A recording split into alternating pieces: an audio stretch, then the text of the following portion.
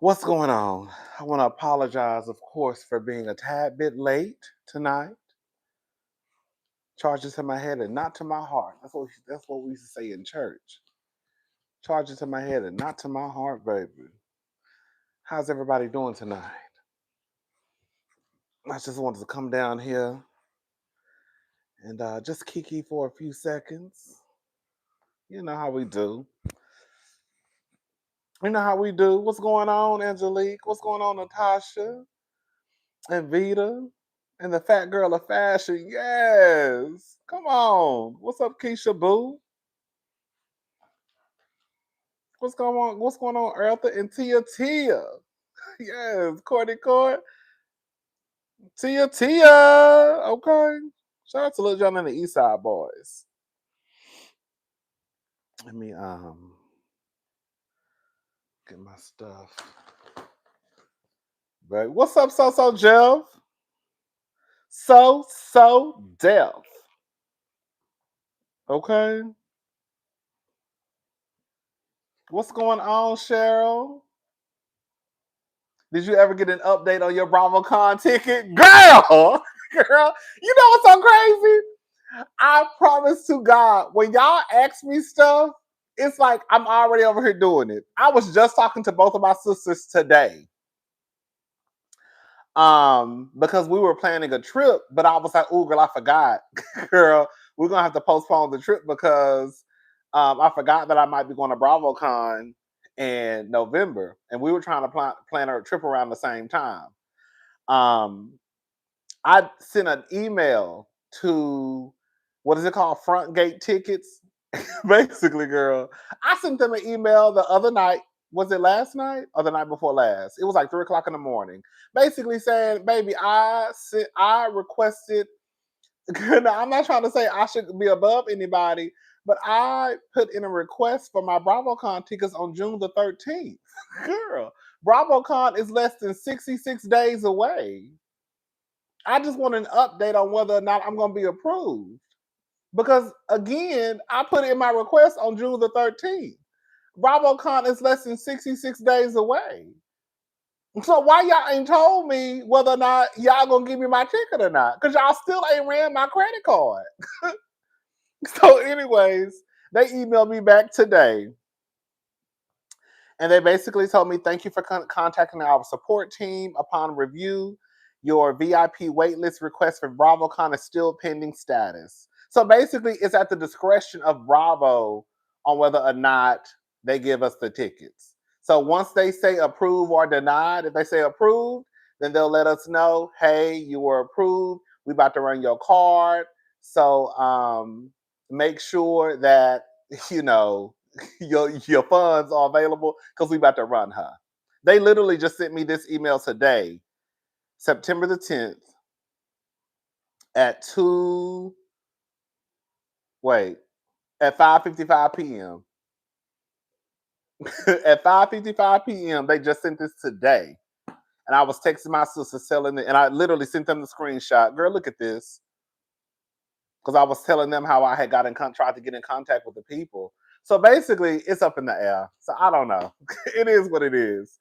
Anyways, y'all. So yeah, that's an update on BravoCon.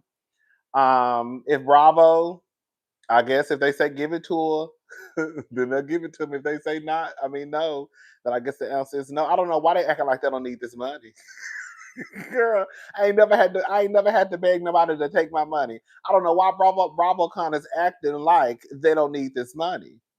Okay, girl, with all the lawsuits y'all got swirling around around y'all side of town, I don't know why y'all acting like, girl, y'all should be out there approving every request for tickets.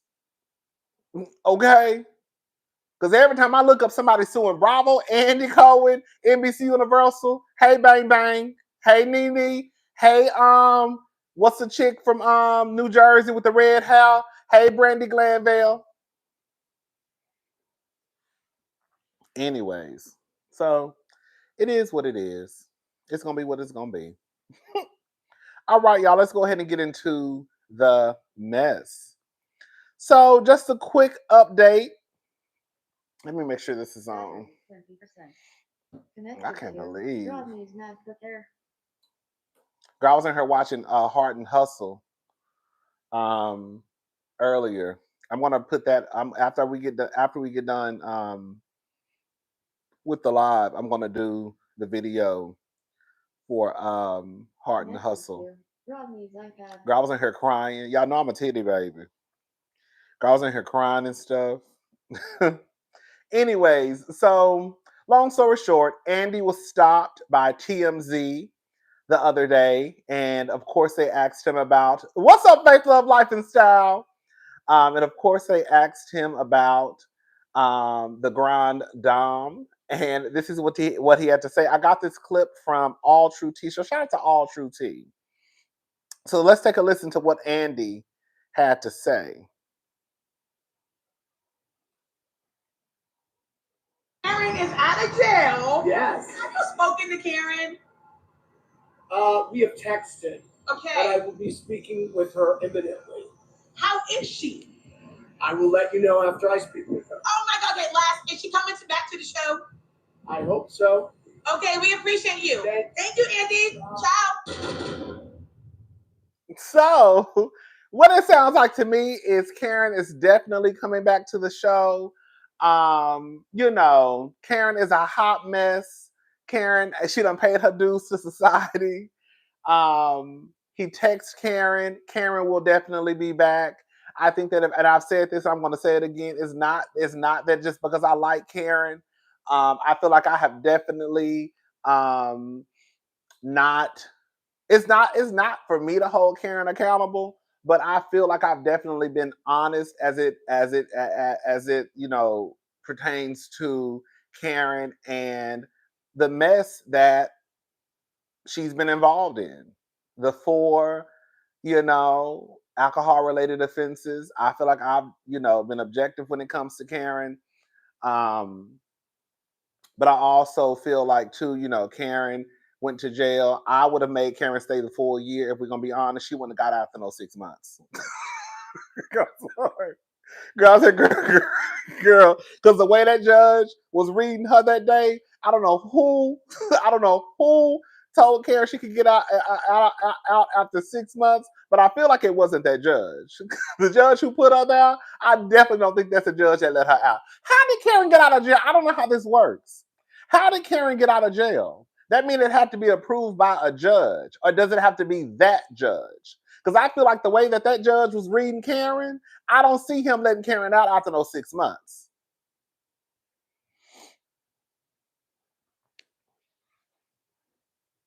Because he was too much on Karen's ass.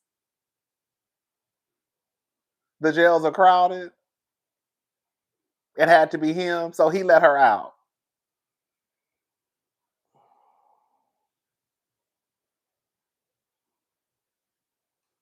I don't know, child. Wouldn't it be the same judge? Girl, I don't know. I'm assuming that it would. He put her there. Okay? So I would assume he would have to let the heifer out, I don't know. But she's out. And again, it sounds like, based off of what Andy said, she will be back on Potomac. I wouldn't even put it past Andy that he would probably try to do an interview with Karen. I don't think an interview is necessary if that's the route they're trying to go.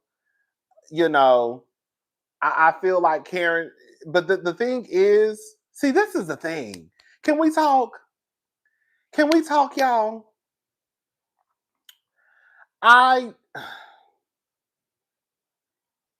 Okay.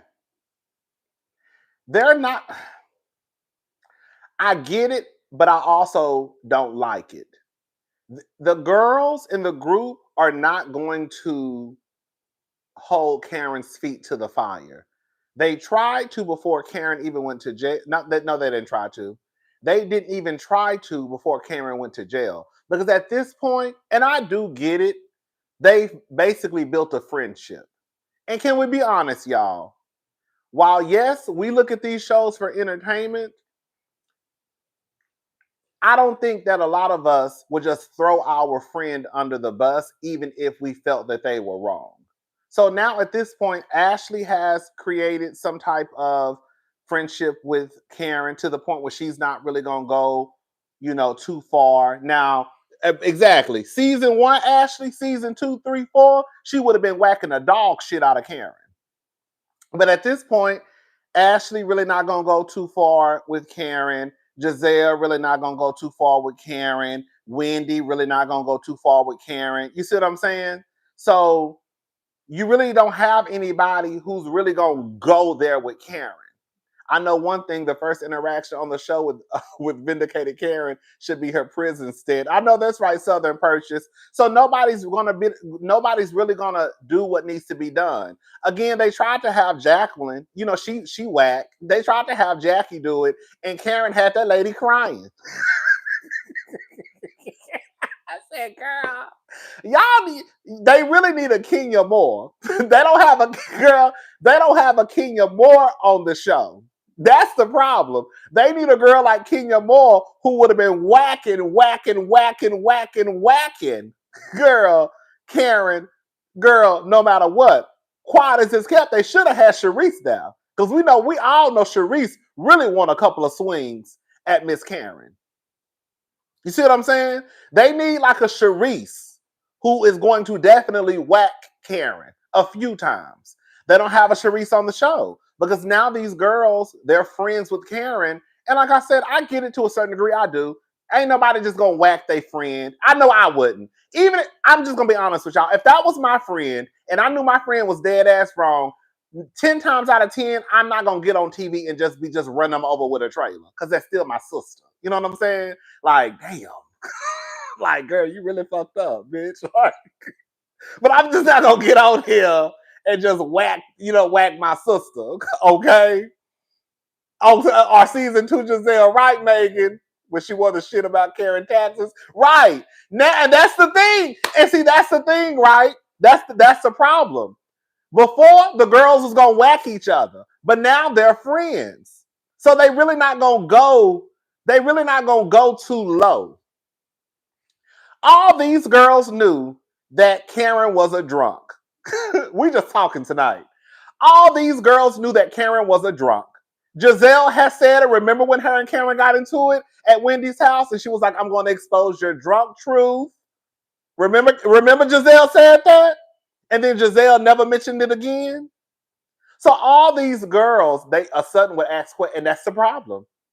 That's the problem.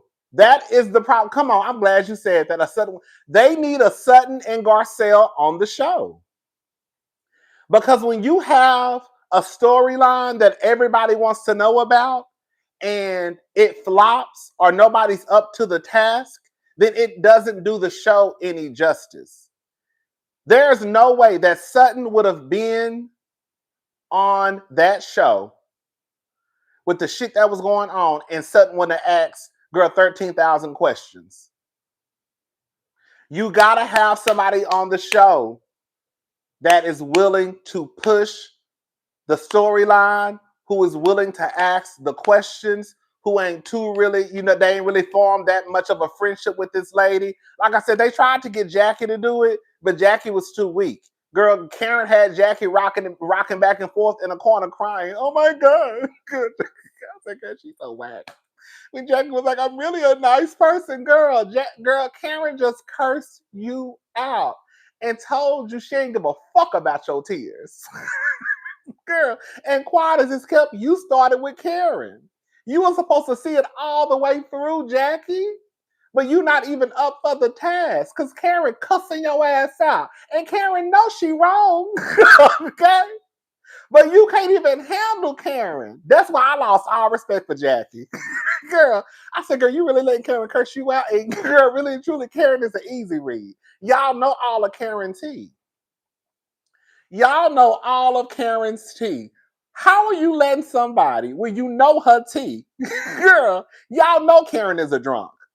And now all of a sudden, right, they get to the reunion and now, Wendy pissed off at Karen. So she take a little whack at Karen. Now Ashley, right? Now here go Ashley. Oh, was that Karen? Was that Wendy who said that she had heard that Karen likes to day drink? Was that Wendy or Ashley? It was one of them.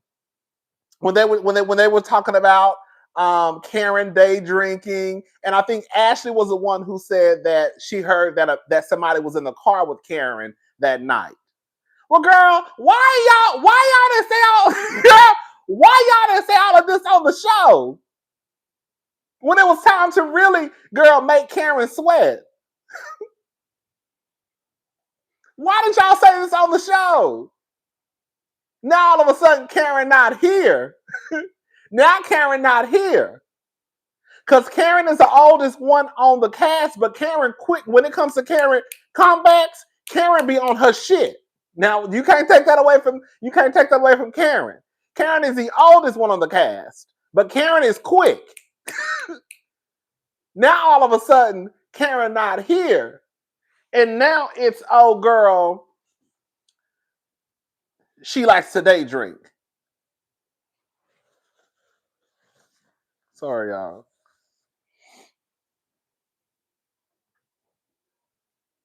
Sure did. They did. That was Ashley. That was Ashley. Monique knows I'm not lying. What did she say about Ashley? Make no mistakes. I made no mistakes. And Monique knows that. That's what they said. Ashley used to be hell on wheels. Because you can defend your friend when the police put out the video for the World Wide Web to see you in the act. Right. You can't defend your friend. No, that's true. You can't defend your friend, but they're not going to say nothing either. Like, they're not going to say nothing. Like, the friend can't defend it, but they're not going to try to. They're just not going to say nothing, as we saw. They need somebody like a Kenya Moore who going to drive that shit all the way home. They need somebody like a Dr. Heavenly who going to drive that shit all the way home, even to the reunion. Kenya would have been on Karen's ass, especially if they were not in a good place. And Kenya would have walked Karen out that whole fucking season. When they got to the reunion, she still would have had her foot on the motherfucking gas. And she wouldn't have let up until part 3, end of the reunion. Now we can go into the new season. And then after Karen got out of jail, she would have put her foot back on the gas.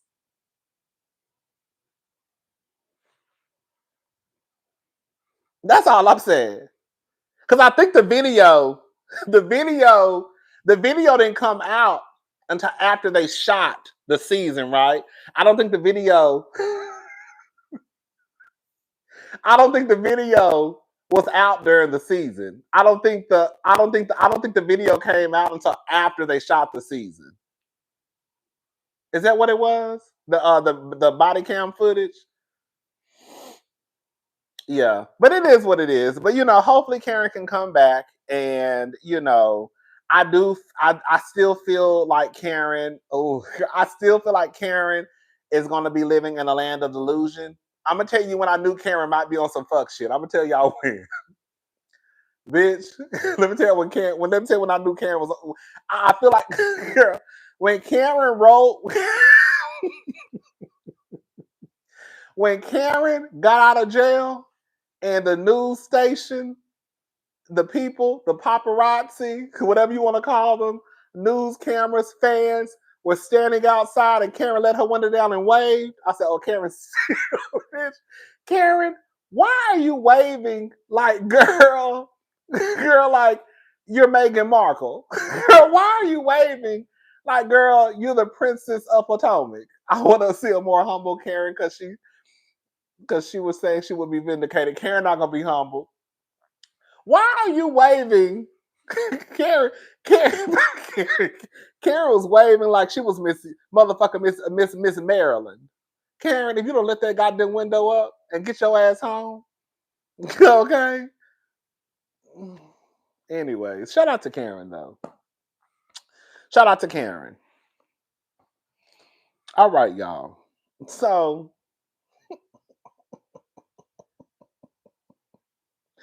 baby, it's going down. Where is it at?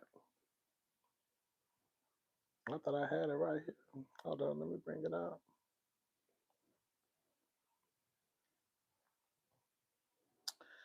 Just a quick one, too. Y'all listen to this.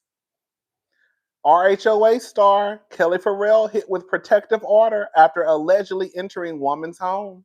Exclusive. Baby, I said, oh, oh, oh. The Real Housewives of Atlanta star Kelly Ferrell was ordered to stay 30 yards away from a neighbor who claimed she entered her home without permission. Us Weekly can exclusively report. Kelly denied the claims. On September the 2nd, Mondulata, you know I will mess somebody's name up, Cash filed a petition for a temporary protective order against Ferrell. Ferrell, 40, owns a 4-bedroom, 3-bathroom, girl, whatever, home in Atlanta, Georgia. Cash is an HOA board member. Cash claims on August the 9th, Kelly aggressively entered my private patio through my private gate in a violent manner. Cash said Ferrell was accompanied by others. This incident occurred after her vehicle was booted for again violating guidelines by parking in a narrow driveway, which is also a designated fire lane. Girl, can I say something? Y'all know I feel like y'all know I feel like girl, I'm gonna go ahead and say it. Miss Cash, you sound like a little bit of a hater. I'm gonna just be honest with y'all. This is how I look at it. Miss Cash sounds like a little bit of a hater. I bet you Kelly was probably over there filming the show. Girl, it's probably producers, cameramen, production assistants, and they probably are you know, they probably are making a little noise, blocking, parked in certain areas that they probably shouldn't be parked in. And I think Miss HOA was probably feeling her puss, and girl, she pulled her position. I heard HOAs, no shade to the girls on HOAs or whoever control the HOAs. I heard they could be a fucking asshole. I heard the HOA members, girl, that's what I heard. The HOA members can be absolutely fucking hell. What's up, Crystal? I heard they could be absolutely hell. So a part of me feels like, yes, they were probably parked in an area that they probably shouldn't be parked in, but I can bet you Kelly was probably filming too. They probably caught the shit all on camera too. All right. Not to take up for Kelly, I'm just saying.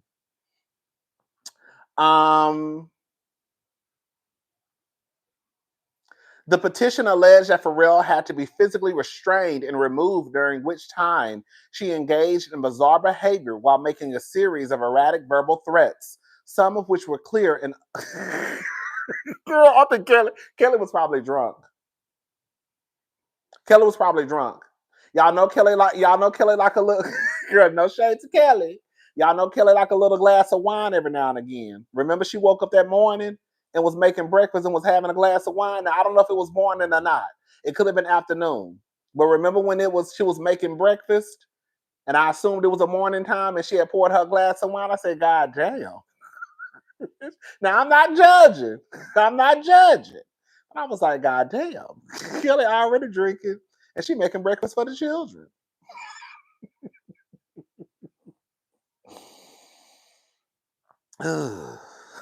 She claimed there was video footage of the incident. Cash asked a court to order Ferrell to stop harassing and intimidating her, for her to stay away from her and her family. Oh, girl, she's trying to call her psychiatric and psychological services. Oh, girl. The judge granted a temporary protective order, but only ordered Ferrell to stay 30 yards away, most likely because the two are neighbors. A hearing has been set for September the 22nd on whether the order will become permanent. Girl, and I put the link in the description box. Girl, listen, I don't know what's going on, but like I said, I have heard that HOA members can be hell on wheels. I'm not saying that Kelly did not do anything wrong, because she could have. But for some reason, I feel like Kelly probably, them parking in a fire lane, which you should not do. I bet you it probably has something to do with the show, right? Like whether it was her glam squad over helping her get prepared for the day, whether it was the show filming already. I can almost bet it has something to do with the show. And that's probably why whenever people come over, it's multiple cars, and it's probably hard to find a parking spot, so they just park in the fire lane again, which you're not supposed to do. But also I heard the HOA members can be hell on wheels. Anyways, shout out to Kelli. I guess we'll find. I'm sure we'll find out what the tea is when season 17 of the Real Housewives of Atlanta comes on.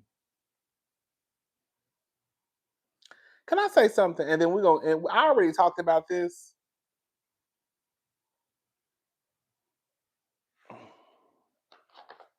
I want to play something. I want to say this, and then we're going to move on to K. Michelle.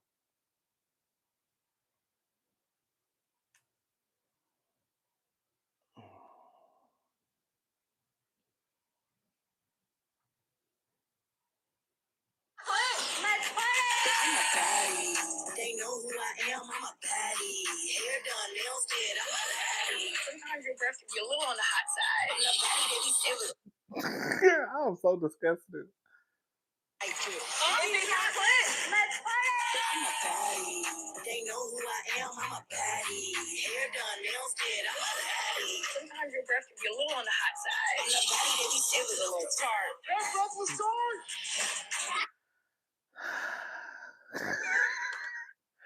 Why are y'all trying to turn Karen, who is 61, 62 years old now, Gizelle, who's pushing 60, you have Wendy, who's 40, you have Ashley, who's pushing, I think Ashley got to be every bit of 30. I think Ashley's about to be, she's somewhere close to 40.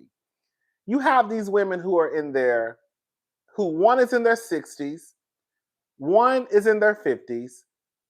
The other, you got Stacy, who claims she's 40, but we know Stacy's every bit of 49. All I'm saying is this. Why are y'all trying to turn every Black franchise, which is really only two, into the Baddies show? The Grand Dame? Y'all trying to make the Grand Dame a baddie? I'm a baddie. Y'all trying to make Gizelle, who's pushing 60, I'm a baddie. What? Like, I don't know why y'all want to turn Atlanta and Potomac into baddies. It makes my asshole itch that we, with Potomac, went from etiquette. Oh, darling, you must drink tea with your pinky in the air. Darling, you must drink your tea with your pinky in the air. And my grandmother Eula. What Karen said, oh, lying ass helper. Girl, Karen knows she grew up on a farm. Talking about my great grandmother, Bertha May. She always told me to act like a lady. And you sit with your back straight up, and you make sure that when you drink your tea, you drink your tea with your pinky in the air, and you wave it like you just don't care. Girl, so the simple fact that we went from etiquette to season 1 to the girls being baddies in season 10, I think is absolutely insane. Why are y'all trying to make the Black shows into the baddies show? Y'all already got K. Michelle, no shade. They say Tammy is over there, and I know Tammy, I don't know if Tammy is mic'd up, but Tammy was definitely at a Real Housewives of Atlanta taping because I saw the footage online. It was when Kelli was opening up her second restaurant and she was doing she was doing the taping. I mean, she was doing her second restaurant thing. And the cameras were there, and Tammy was definitely there that day. I'm talking about Tammy Rivera, not Tammy from Basketball Wives. Tammy Rivera from Love and Hip Hop Atlanta. I definitely saw Tammy there on the carpet. Now again, like I don't know if not Tammy. What's her name? What's Tammy's name from Basketball Wives? I forgot her last name that fast. What's her name, y'all? Tammy Roman. Is it Tammy Roman? Not Tammy Roman. No, not Tammy Roman. Tammy Rivera from Love and Hip Hop Atlanta. She was there. I don't know if she was mic'd up, but she was definitely there. So again, like I said this the other day, it's clear where they're trying to take Atlanta. It's clear. I've been saying this since last year. You can see the writings on the wall. I said it. I said, baby, it's giving very love and hip hop. And when Portia said in the confessional that she wanted Phaedra to come back because she brought that twerk energy, right then and there, I was like, oh, they really are trying to make like Real Housewives of Atlanta like the baddies of ATL. Like that's the goal with Atlanta. They wanted to be the baddies. And now I see them trying to do that with Potomac, even with the background music. Girl, what is we doing? Girl, what is we doing? Girl, what is y'all doing? Why must y'all make every... Did you watch Tammy on the Girls Trip show? She was really good on there. She, Eva, and Nivea. No, I never watched. It didn't look that interesting to me. I'm just gonna be honest. I didn't watch. I just don't like that they... Thank you, Megan. I just don't like that they're trying to turn like the black franchises into like the baddies. The baddies of Bravo.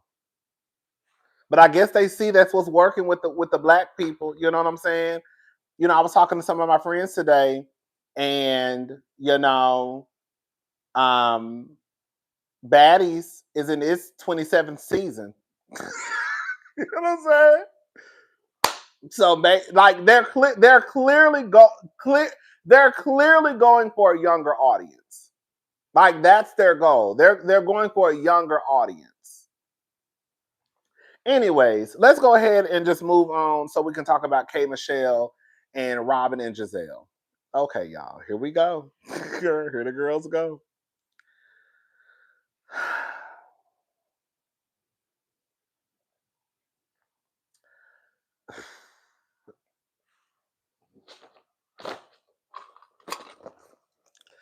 So, y'all know Robyn and Gizelle. I think they think in order to get the younger demographic, they feel like the young girls only relate to the girls like Ceci Red and Cardi B's. I believe so too. Like it's crazy because like in real life, Nene and the other girls were the same age, I think, as like Portia is now when they join. So it's not necessarily about age. It's more so about personality, right? Because Eva is, I think, still in her 30s. But Eva always gave a mature. You see what I'm saying? So it's not necessarily about the age. It's just about the maturity level. Eva always, to me, gave more of a... Eva never looked out of place, even with a Kenya who's older than her.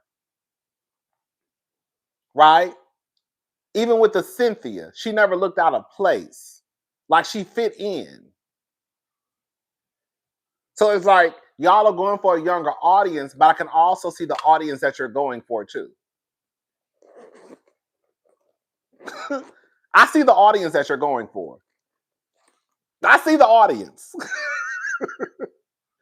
I see the audience y'all are going for. It's kind of like, girl, no tea, no shade. It's kind of like Quad. To me, Quad fits in with Dr. Jackie, Dr. Heavenly, you know, Dr. Simone. Girl, I'm sorry, and I don't really want to bring her back into this because she's gone. I hope she's living a good life. Sweet Tea did not fit in with that crowd. So sometimes even younger girls, and I know Quad is in her 40s, sometimes younger girls can still, based off of like a maturity level, can fit in with the older girls. And it's not just so far off when I look at them. Anyways, I'm done with it. I'm done with it. Let's move on. So K. Michelle, right? K. Michelle and the Green Eyed Bandits.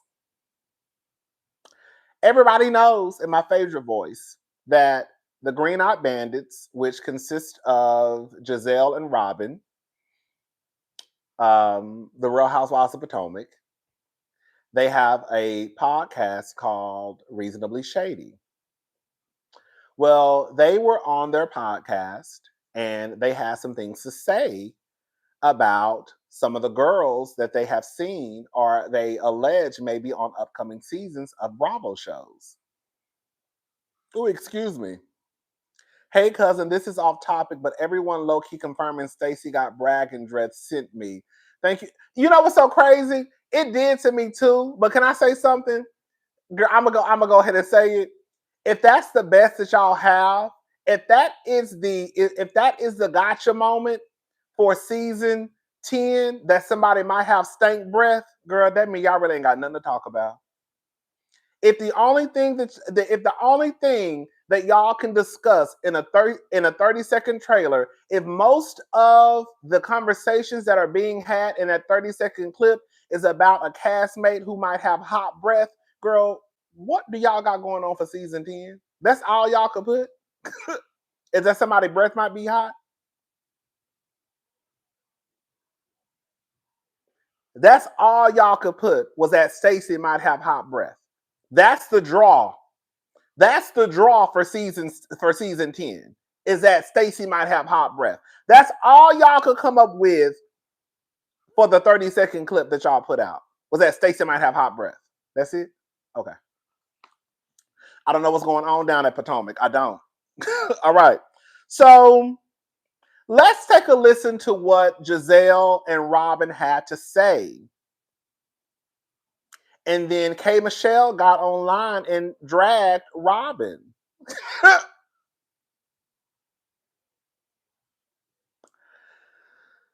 All right, let's take a listen, y'all.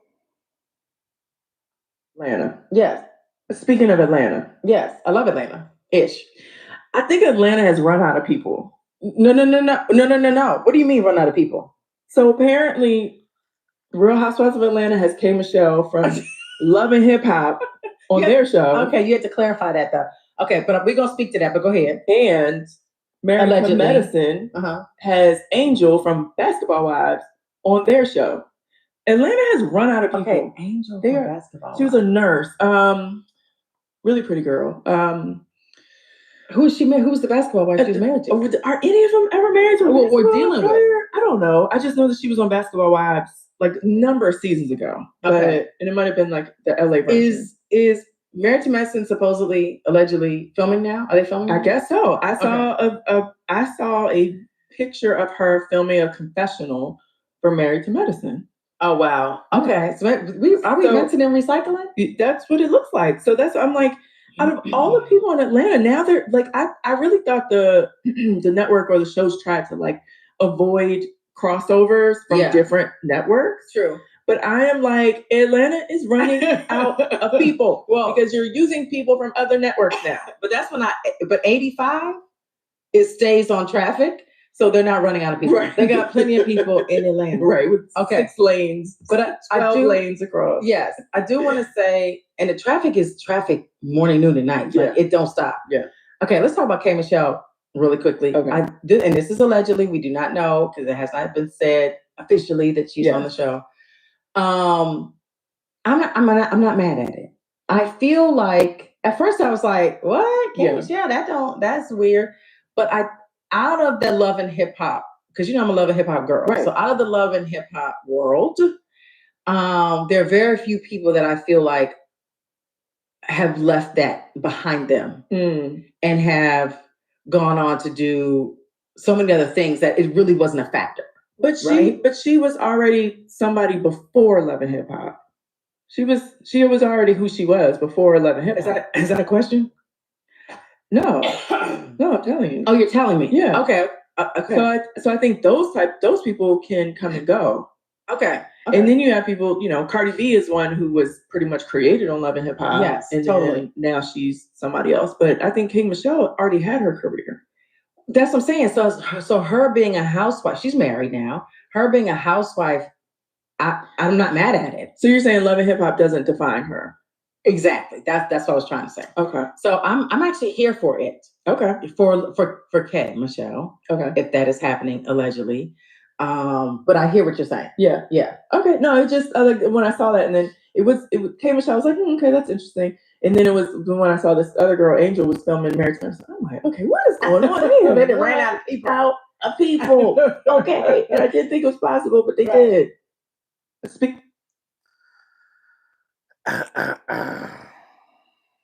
Okay. And then this is what K Michelle had to say back. Why be so worried about me and my overly educated and successful self and what I might be doing? Robyn, you ran out of a job a long time ago. You would love to be recycled, you little couch potato, just yapping. You should have ran through the hotel lobby where your husband was, lady. Gizelle, you look beautiful. Leave me alone and leave me alone and let me go yodel in peace. I'm around here selling out shows and you selling baseball hats, but you worried about me and what I might be doing. The nerve of this couch potato.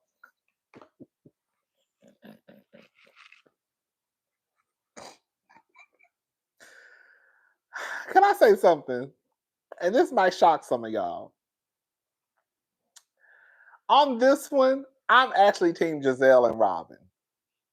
I absolutely love K Michelle. I have been a fan of K Michelle's music before she even got on Love and Hip Hop. I remember the person who introduced me to K Michelle. It used to be a YouTuber. His name was Boy Dashian. I don't know what happened to Boy Dashian. He used to have um, a co-host named Mysterious. And Mysterious never showed his face. When I used to love them, anyways, Bardashian used to love K Michelle, and that was my first time ever hearing of her. So, and I've been a fan of K Michelle's music ever since. Still listen to K Michelle to this very day. I don't think that Gizelle and Robyn really said anything wrong. I really don't. I don't think they said. Did it start off as a little shady? Absolutely. Right? Reasonably shady. Did it start off a little shady? It did. But do I feel like it said anything that warranted that type of response from K Michelle? I don't think it did. I don't think it did. I honestly don't think that it was that deep for K Michelle to grab her phone. If anything, they were both giving K Michelle her flowers. You heard Robyn say that she had a career before Love and Hip Hop. You heard Gizelle say, well, she really didn't say anything about Gizelle. You know, Love and Hip Hop doesn't define her. But I think that it would be dishonest for people to say that when they first saw that K Michelle was joining Love in Hip Hop, girl, not even Love and Hip Hop, girl. When K Michelle was joining the Real Housewives of Atlanta, I think a lot of people were taken aback, like, oh, oh, like, oh, okay. We know K Michelle is good TV. We know K Michelle is good TV. K Michelle gave us great TV on Love and Hip Hop. But I think a lot of people were kind of taken aback when they said K Michelle will be joining the Real Housewives of Atlanta.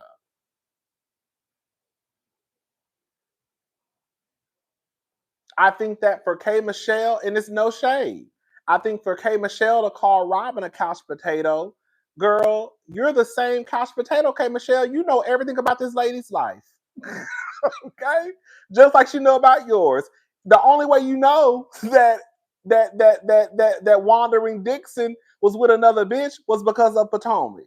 The only reason why you know that she's selling hats is because you were the couch potato too. The fact of the matter is they are recycling girls. They are recycling girls. And it's lazy. If you really listen to what Robyn said, Robyn more so was calling out casting than she was K Michelle. Girl, I thought y'all said that y'all wasn't gonna bring other girls from other networks. And you heard Gizelle basically say right. But here y'all go bringing other girls from other networks. Again, if you listen to what Robyn said, I think her response was more so directed at casting versus K Michelle.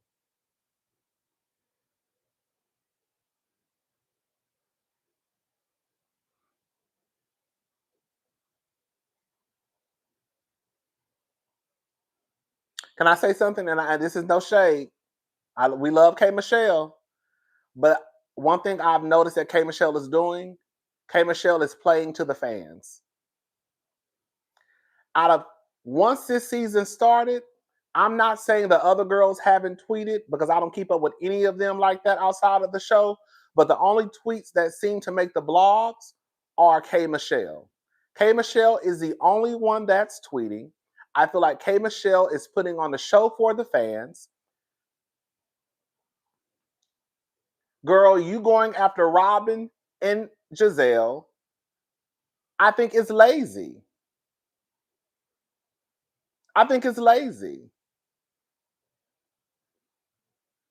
I don't think so because in my head, her going after Robyn and Gizelle is doing what for Atlanta? Girl, I could see if Robyn and Gizelle were on Atlanta, but Robyn ain't even got no job. Well, she ain't got no job down to Potomac, and you would never gonna see Gizelle. I would rather her put a name on it when she was calling somebody a bimbo the other day. Girl, who you calling a bimbo? Put a name on it and leave it on the playground.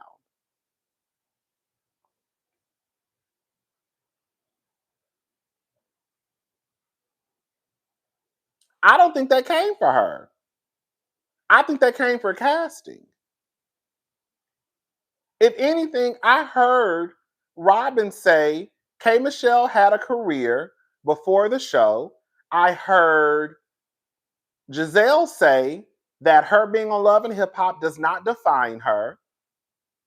I also heard Robyn compare K Michelle to Cardi B, basically saying she's one of the few who has made it out of the Love and Hip Hop show. That's what I heard Robyn say. I heard Robyn say that when she first saw it was K Michelle, she was taken aback. Like, this is interesting. I don't think that's so far. I don't think that's so far left field to the point where one, that was so opposite of what the majority of people were saying. Two, did Robyn really say something that was just so deep to the point where it caused K Michelle to get online? Three, I'm gonna go ahead and say it. Robyn is the easiest read because Robyn can't read back. It's kind of like you fighting somebody who you know you're gonna whoop their ass. At some point, you really don't get no cool points. Robyn can't read, and we know that.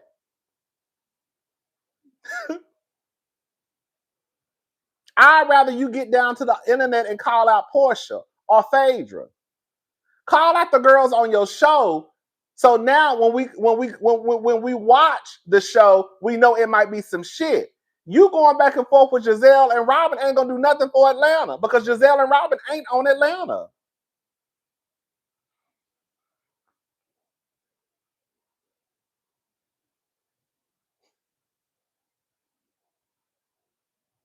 I was with Gizelle and Robyn on this one. I was. I thought K Michelle's response was unnecessary. I didn't think it was that deep. Girl, K Michelle is sensitive. It comes across as though she's always defensive. I feel like she is placating to the viewers. She's the only one that's tweeting. Nobody else is tweeting. She's the only one that's tweeting. Either somebody is a bimbo, either somebody is stupid, either somebody is a couch potato. I mean, girl, I guess, girl. I hate the fact that K Michelle got me even agreeing with Gizelle and Robyn. Let's start at that. Come on, Robins unite.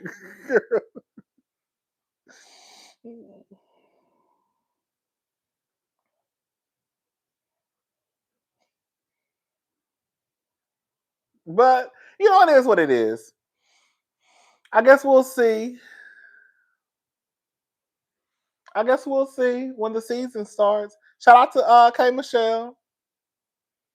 Shout out to the Green Eye Bandits. Come on, what's up, Stacy? I feel like K Michelle is. I feel like to a certain degree it's cool. Cousin, you a fan? It's cool. No, I never really had a problem with Robyn. Believe it or not, it was Gizelle who I stopped disliking. Robyn was always just kind of like there to me. I never stopped disliking Robyn. I stopped disliking Gizelle. Now that's the one who I couldn't stand at one point. Okay, Robyn was just like, girl, her and Cardi B are two peas in a pod. Honestly, thank you. Um,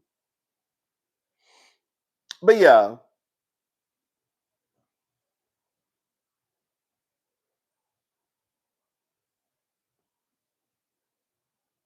like that's what to me, Gizelle was the issue. Robyn really wasn't the issue. And quiet as it's kept, if we're gonna be honest, at one point, I don't even think Robyn knew half of the shit that was going on, believe it or not. At one point, I really believe that it was really Gizelle and Ashley. I really that's what I believe. I think that Robyn just would kind of back up Gizelle, but I do believe that when a lot of the shit would be like hitting the fan, it was Gizelle and Ashley, and Robyn just would kind of just be like caught off guard. But she gonna back up her sister though. It started off as Robyn and Gizelle, but when shit got really really messy, I think it was Ashley and Gizelle, especially that shit they pulled with Wendy and Eddie. But yeah, it is what it is. It is what it is. Shout out to them. It's not that deep. What else, y'all?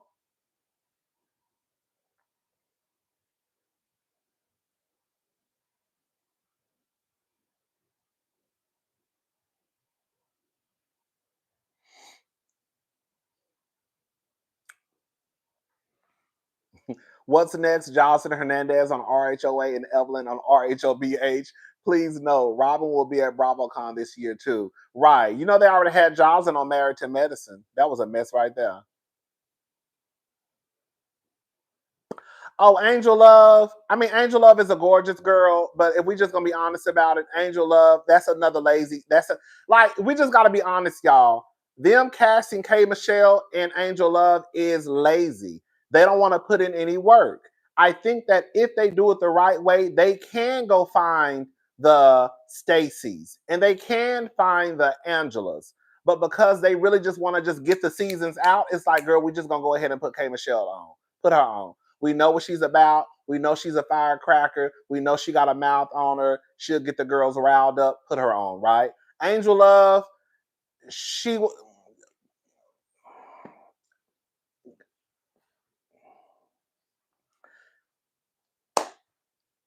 Angel Love is a gorgeous girl. I do believe that Basketball Wives was not necessarily her the group for her. Thank you, cousin. It's always been Ashley and Gizelle who have mess starters. Gizelle gets lumped in for being friends with Gizelle. Thank you, Feel Good. Girl, I don't know why I'm trying to beat around the bush. Angel was boring. She was. Angel was boring. Gorgeous girl, sweet girl, but girl, she was boring.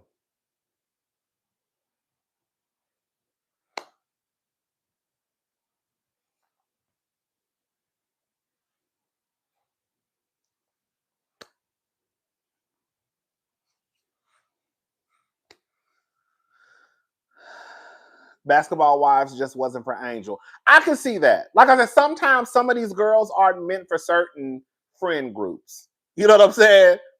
Like every girl is not meant for every friend group. Like Ebony was not meant for the friend group of Real Housewives of New York, right?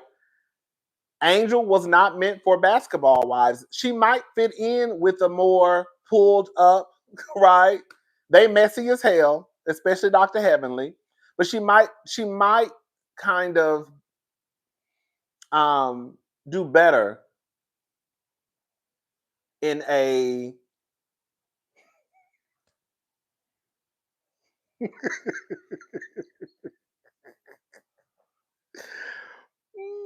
what's up, Carlos? But yeah, I just think at this point, production is a problem, not the girls. I think production and casting. Thank you, Phil. I think production and casting, they're definitely the problem.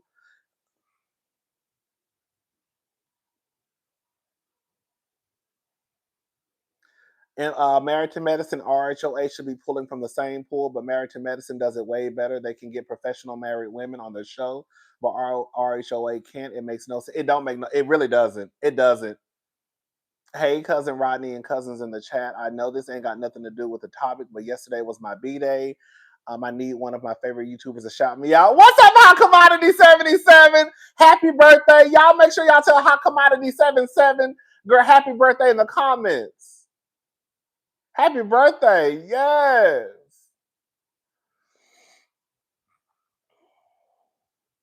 Yeah, I don't understand it. And I don't care. And I'm standing on this. I'm going to stand on this. I understand that as far as ratings, Atlanta is not what it used to be.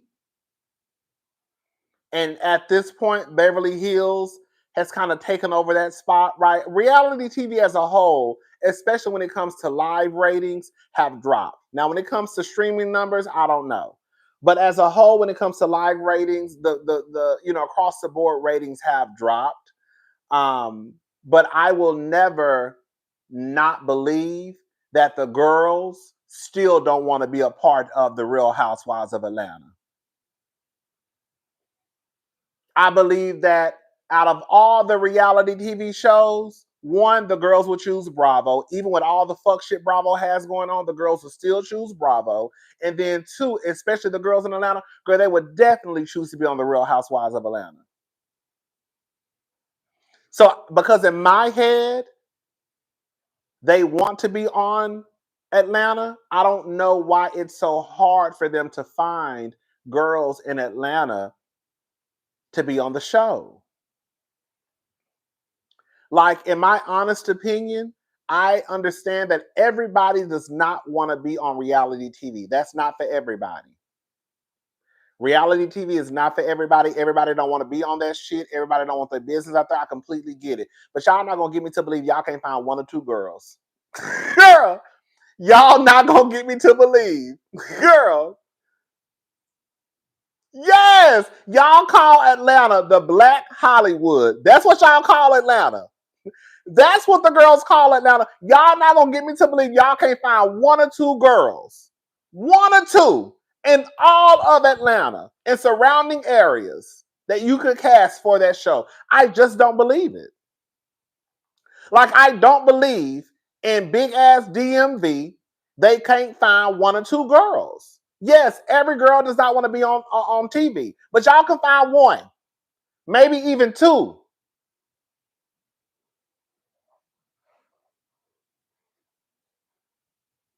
One or two, I'm not asking for a whole new set of girls, but one or two, probably every season. Y'all can do it if y'all did the work. If y'all start now looking for girls for season 18, y'all could probably find it. If y'all start now, y'all could find girls for season 11 for Potomac. I just don't believe that the girls are not willing to be on Real Housewives of Atlanta. I just don't believe it. I don't believe it.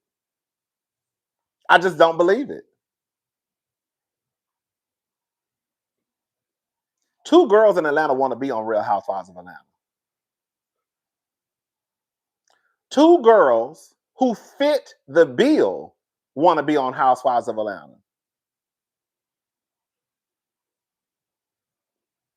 And the best y'all could, baby, don't get me started.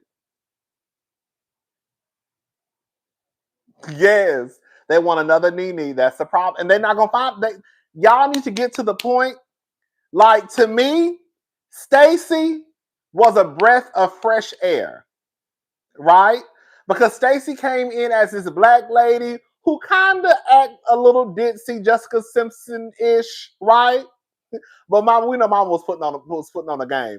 But like, y'all, I don't know. It's just like it's like they're lazy. Bravo is trying to sabotage RHOA. I believe they are too. I didn't believe it at first, But now I definitely believe that there's something going on with RHOA that they're trying to sabotage. It just doesn't make any sense. It just doesn't make any sense.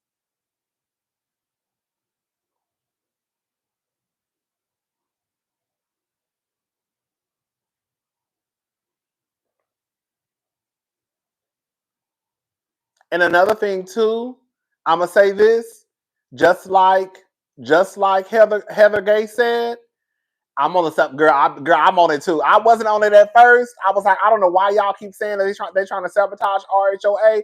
Maybe because I was in my feelings about RHOA, but now I'm definitely on that train.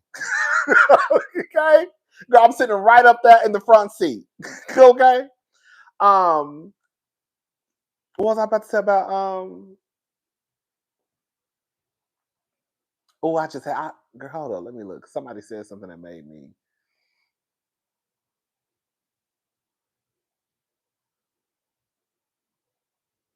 Oh, another thing too. They need to stop casting people like Bang Bang. No shade, she gone. We ain't never got to hear from her again. Let me say something about Monica Garcia. Monica Garcia was good TV. She was. Monica was good, but I don't think she should have been on Housewives. And even though there were times where I was like, okay, I could see why they probably cast her, she just ultimately didn't fit the bill for me. And I'm with Heather Gay. If y'all want to bring in the girls of the girls of the girls, and I'm paraphrasing what Heather Gay said, but she told this to Andy at the reunion. If you want to bring in the girls of the girls of the girls, you can't be casting people like Monica Garcia. If you want to bring in the girls of the girls of the girls, you can't cast people like Bang Bang Edie.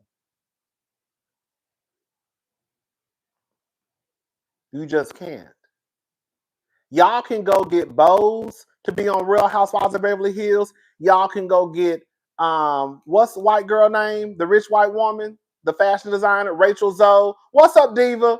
Y'all can go get Rachel Zoe. Y'all can get Bose. Y'all can get Kathy Hilton. Y'all got all the girls of the girls of the girls that want to be on Beverly Hills and probably don't even need to a certain degree. But you mean to tell me you can't find a few of the girls down in Atlanta to be on TV? Just one? And the best y'all can come. Y'all got Jennifer Tilly, bitch.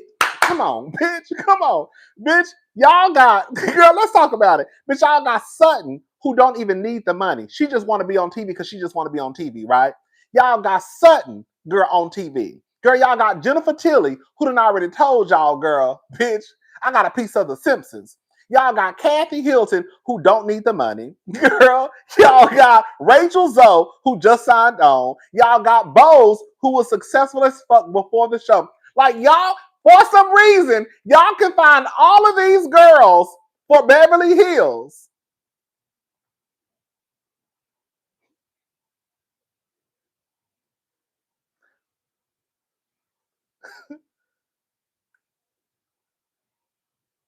Lisa Vanderpump, Heather Dubrow. That's what I was. Come on, bitch. Come on. Heather Dubrow, who we know is filthy, bitch, not even rich, bitch, wealthy.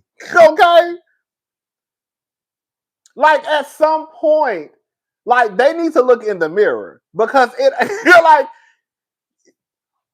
the girls want to be on TV. I just think that it's certain situations that sometimes the girls probably see, like, y'all got me fucked up. Like, ain't no rich woman, ain't no wealthy woman about to be dealing with nobody like Bang Bang Edie. When we get into an argument, the first thing she start mentioning is pistols and whips. What? You know what I'm saying? And then I'm even taking a step further. We just talking tonight. We just talking. And then with production, let me tug on y'all wig for just a little bit. Okay? Then with production, y'all play too many games with people. I'ma use Charles Oakley and Angela Oakley.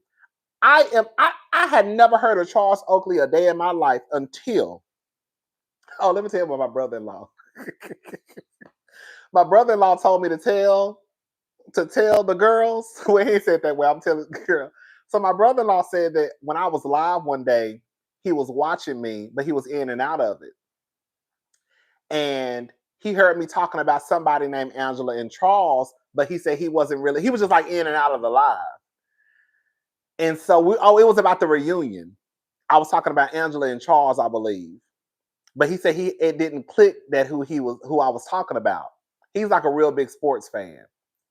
And so he said the next day, he literally texted me. The next day, he was at work. Bravo always pulls out all the stops for RHOBH. Even Diana Jenkins was worth nearly $400 million. Right, exactly. Even Diana Jenkins, who was banking, bitch, still wanted to be on Beverly Hills. That's what I'm saying. The girls are out there want to be on these shows. Love listening and watching you every day. I'm also on Patreon. Thank you, Emily. Thank you for blessing us with your energy. Thank you so much. Thank you, thank you, thank you. That's the thing. The girls want to be on these shows. And so basically he texted me and he was like, nigga. I already know. I can hear him saying it. Nigga. He was like, he was funny. He said, nigga. He was like, I was watching your live basically like last night or the other night, and I didn't realize you were talking about Charles Oakley and Angela Oakley. He was like, you better tell them people to leave Charles alone. You can't get the ladies to have the real stuff and lose. Wait, you can't get the ladies that have real stuff to lose and pair them up with liabilities. Come on, like Boogie Down Productions, Edie. They ain't here for the foolery. Exactly. They're not gonna be down for the shit. So he was basically like, you better tell them they better leave Charles alone. Charles is not with the shits. Okay. So anyway, so this is my whole thing. Okay. This is my whole thing. Even with Charles and Angela Oakley, I didn't like how they tried to play in Charles' face. And y'all know I don't even run down here and be like, girl, protect the niggas. But we have to just call it for what it is. If y'all are so in awe that Charles Oakley is on the Real Housewives of Atlanta, I do think at some point you have to show people a tad bit more respect. When they had that when they had that man come down there and play that game about knowing Charles was at the restaurant with a woman, I thought that was a tad bit too much. I really did. We got so much shit to talk about with Charles and Angela and how Charles shows up on this camera. We don't need to be making up shit. If I was Charles, bitch, y'all hoes would never see my motherfucking face again. If I were Charles, you would not see my face not one time season 17. If you did, bitch, it would be because I'm in the kitchen cooking. Other than that, don't mic me up. I'm not putting no mic on. I damn near want you to blur my face out. That's how much I would let the motherfuckers know you're not gonna play with me. You got me ready to beat this man ass down at the taping because he basically lying on me. Or could be telling the truth. But girl, this motherfucker down here, girl, you got me ready to whoop this man ass. But then when I get to the reunion, Andy is like, the Charles Oakley. Well, bitch, I can't tell he's the Charles Oakley. I'm not saying you gotta walk around. I'm not saying you gotta bow down to Charles. That's not what I'm saying. But at some point, the point that I'm trying to make is you, baby, I would start acting just like Gerald. The most we saw Gerald more on Shamia's phone than we did on the Bravo cameras. We saw Gerald more on Shamia's phone that she gave to production than on Bravo cameras. I will be just like Gerald. Bitch, I'm not coming to the reunion.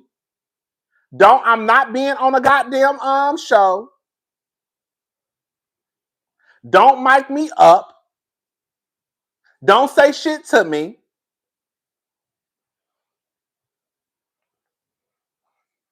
So the point I'm trying to make is, I sort of going off kind of left. The point I'm trying to make is, if you want people of a certain caliber to be on the show, you have to also start somewhat treating them a certain way. Cousin, watch the video of Charles at the Garden. Don't play with Mr. Oakley. You are correct. Stunt queen seeking attention. Thank you, Feel Good. You have to kind of start treating them a certain way. These people have worked hard for their life, right? They live a certain way. They move a certain way. It's already, they're already, and they are signing up for this. Okay? They are signing up for this. We're not making them be on these shows. But the fact of the matter is, they're signing up for this. They are putting their relationships out on Front Street to be picked apart by motherfuckers like me and some of you. We don't have to go down a road of lying on people. You see what I'm saying? They're already putting their marriages out on Front Street. They signed up to do it. Cool. But we don't have to then add more shit to it. Just let it be what it's going to be. And then y'all wonder why there are certain people who probably could and would do the show, don't want no parts of the show. Because they see the type of fuck shit that y'all do down on Atlanta. They see the type of fuck shit that y'all do down to Potomac, right? Y'all go around here accusing the husbands of sexual assault. Y'all accuse the husbands of grabbing somebody's ass. Hey, Gizelle. I ain't forgot. Charles was about to throw him out of that event like Uncle Phil used to throw Jazz out of the house on Fresh Prince. He was high, baby. Whoosh. Okay, right. So all I'm saying is at some point, you're not going to get the people in certain cities because they're not going to play that shit. They're not going to play it. They're not going to play no shit like that. Because the girls be lying and shit. Y'all be lying on these people, putting them in these fucked up situations, and then a woman who might be the black Heather Dubrow of Atlanta is watching this shit like, bitch, these hoes got me fucked up. I wish I would be on this show and they saw Atlanta, my motherfucking husband. You see what I'm saying? So now the person who probably could be on the show is watching the shit unfold. They're like, girl, tell them no. Tell them no, I'm not doing it. They lying and shit on people's husbands. You know, that's how I would look at it. But that's just me, though.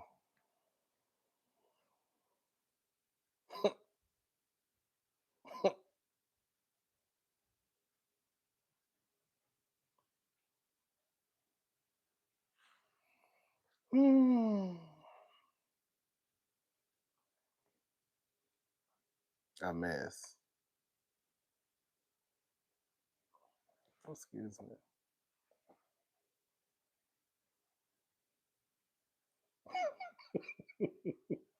So yeah, that's right. Especially for 5K an episode initially. No, exactly. And then we're not gonna sit here and act like some of these women when they sign on, it's not like they're making a whole bunch of money. They really not. They might be making more than VH1 and MTV, but even on Bravo, they're putting a lot out there in the hopes that it'll pay off. But if I come on and sign on to this fucking circus and out the gate, y'all already telling lies, girl, y'all got the game fucked up. Again, if I was a husband, I would be just like Gerald. I would not want to be on that shit. That's why I couldn't even blame, on some real shit, I couldn't even blame Kay's boyfriend for not wanting to be on the show. I won't want to be on Potomac either. Girl, I see how y'all do. Y'all be lying on people. Y'all be lying and saying motherfuckers is sexual assaulting women. Girl.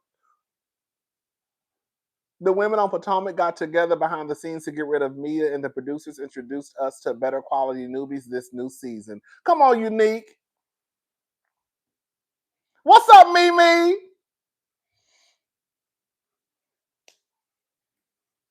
So it's like y'all can't even wait until y'all like I don't know, like I just don't like I really don't like that lying stuff. I don't. Like, and y'all, the lies that they tell are very, very damaging. Like, it be some real shit. Like, not, I don't know. It'd be like some real shit, like sexual assault. Like, what? Like, what is we doing? Like, are y'all really out here y'all really out here talking about people sexually assaulting people? Girl.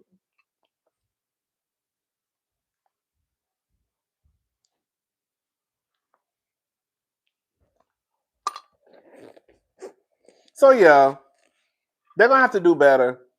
And then they're gonna have to do better with the casting because again, it's and I think what it is too. Back to K Michelle and Angel Love, it's not necessarily a dig at K Michelle. It's really not. To me, I'm saying for me, because like I think a lot of us who are familiar with love and hip hop, I think a lot of us like K Michelle. I don't remember people just disliking K Michelle. I don't. I don't ever recall people just disliking K Michelle. I think most people liked K Michelle. I thought most people thought K Michelle was great television. So even with her being casted on Real Housewives of Atlanta, that I think there's that side where it's like, oh girl, K Michelle is about to give us some TV. But I think also the other side is like, oh girl, y'all really are pulling girls from Love and Hip Hop. You know what I'm saying? Like, oh, y'all really are. And it does come across more so like casting, you're lazy as fuck. Like y'all don't even really just want to do, and like on some real like even now we just talking.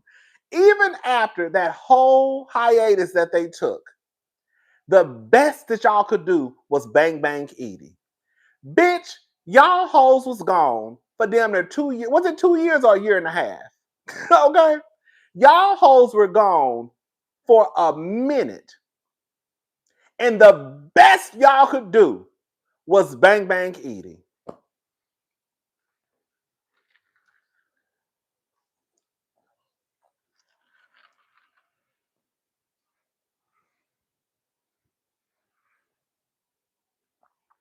Gizelle did tell the truth about that it's on season 1 RHOP that Michael fake ass Darby did grab Katie Rose's boyfriend Andrew. There's footage of that. I mean, yeah, that was. I mean, we saw that. That's true, but we saw that was on the show. A year and a half. So it's like y'all did all of that just to come back. I don't know. But they say Teresa not coming back to New Jersey. Yeah, I don't know if some of y'all watch New Jersey, but they say Teresa isn't coming. They said Teresa gonna get her own show, and that the other girls may be coming back, but I don't think Teresa coming back, y'all.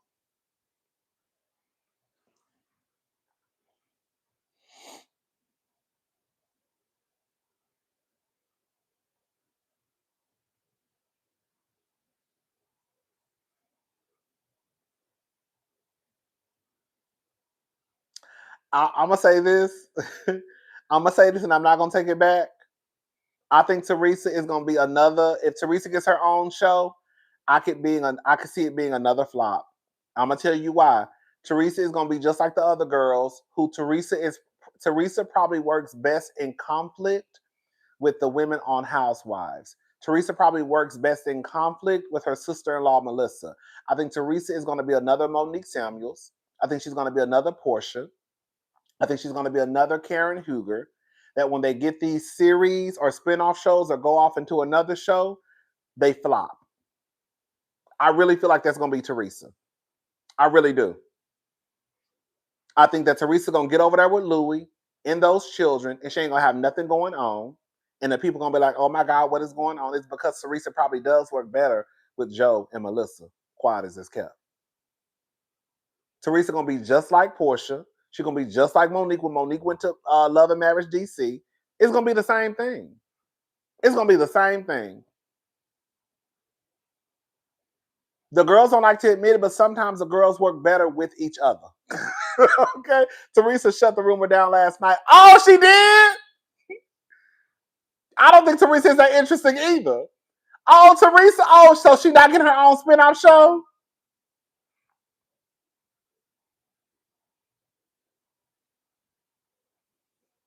That's why they should have did a hard reset, cast a bunch of prominent women we don't know. Who wants to be on the cast? BBL and Peach Bleaching and Peach Bleaching Faye. Okay. I think most of the core people are coming back. They put them on hiatus to scare them straight and force them into submission. Can I say something, Stacey? Can I say something? Y'all don't take this the wrong way, because I agree. Wait, how many more years can they squeeze out of a housewife? I mean, girl, you know, Let me say this. Can I say something, y'all? I think sometimes, I'm going to go ahead and I'm not going to take it back. I think sometimes they give these girls a little bit too much power. If I was the person cutting the checks and it's gotten to a point where, girl, we can't even get the show out because it's too many egos at this point. Teresa said Bravo has not made any decisions. Thank you, Unique. Because it's too many egos, right? That's the problem. The girls don't know. Like, if you can't do what's best for the show, that's when it starts to become a problem, right? When we can't put the show first, then we got a problem. You think you too good to film with this person. You think you too good to film with this person. You don't want to film with this person. You don't want to film with this person. I'm not going to do this. I'm not going to do that. You know what, bitch? I shut all this motherfucking shit down because at the end of the day, bitch, I'm going to have a job.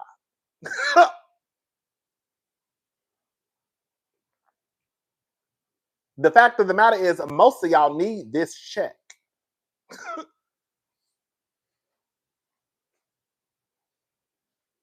I knew it was a problem with New Jersey when I went to BravoCon in 2023 or whenever it was, the last BravoCon. When I went to, they broke the New Jersey girls up into two groups. They had two. That was the only group of girls that had to be broken up into two groups. New Jersey was the only panel, the only franchise that had to be broken up into two groups. I said, girl, this is a goddamn mess. This is a goddamn mess. Girl, y'all can't, every other franchise was on the same panel together, on the same stage. That was and right then,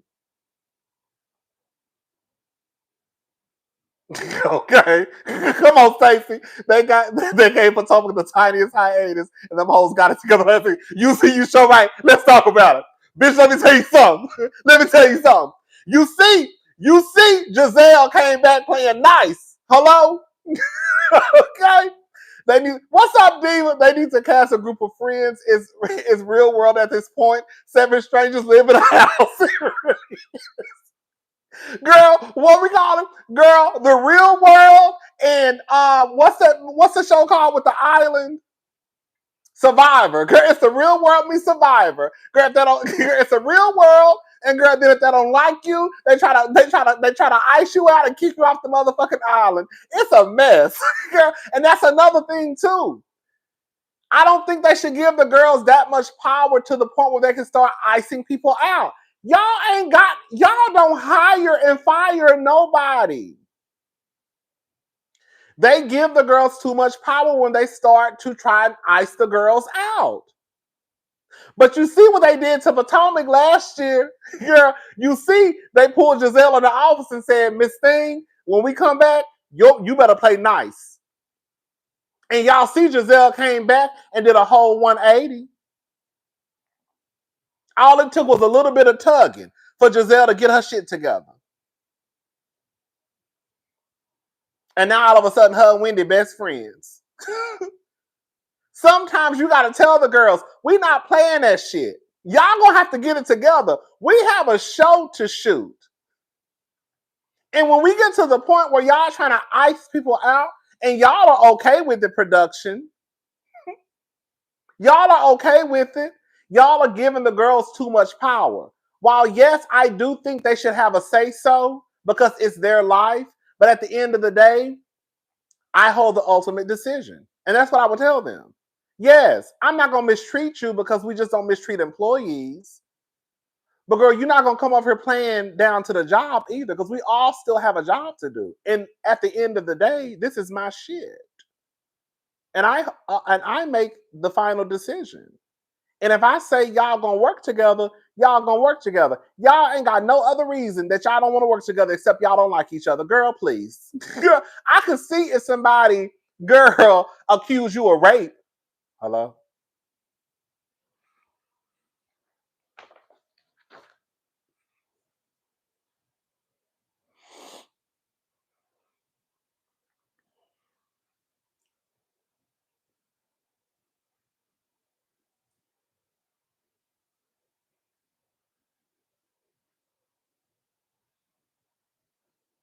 RHO, Real Housewives of New Jersey needs to move on from the family feud.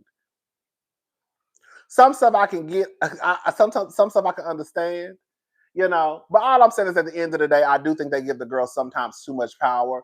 I do believe they do feed the egos of these girls. I do believe that. Sometimes it's like, girl,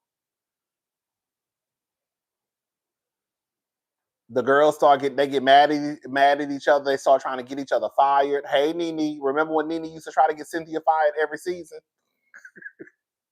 Nene swore up and down she ain't never tried to get Cynthia fired. Shit.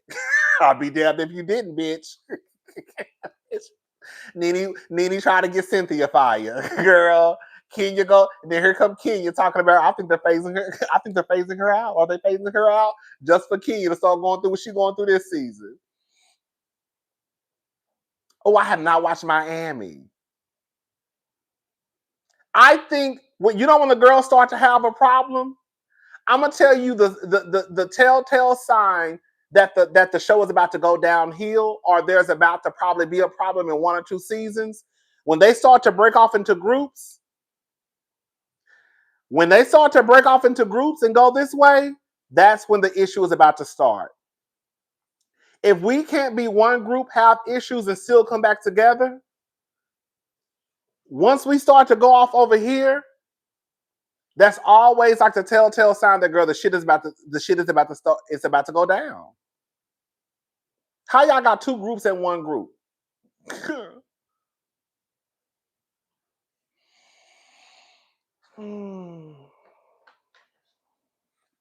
Anyways, but I'm still gonna watch Atlanta next year.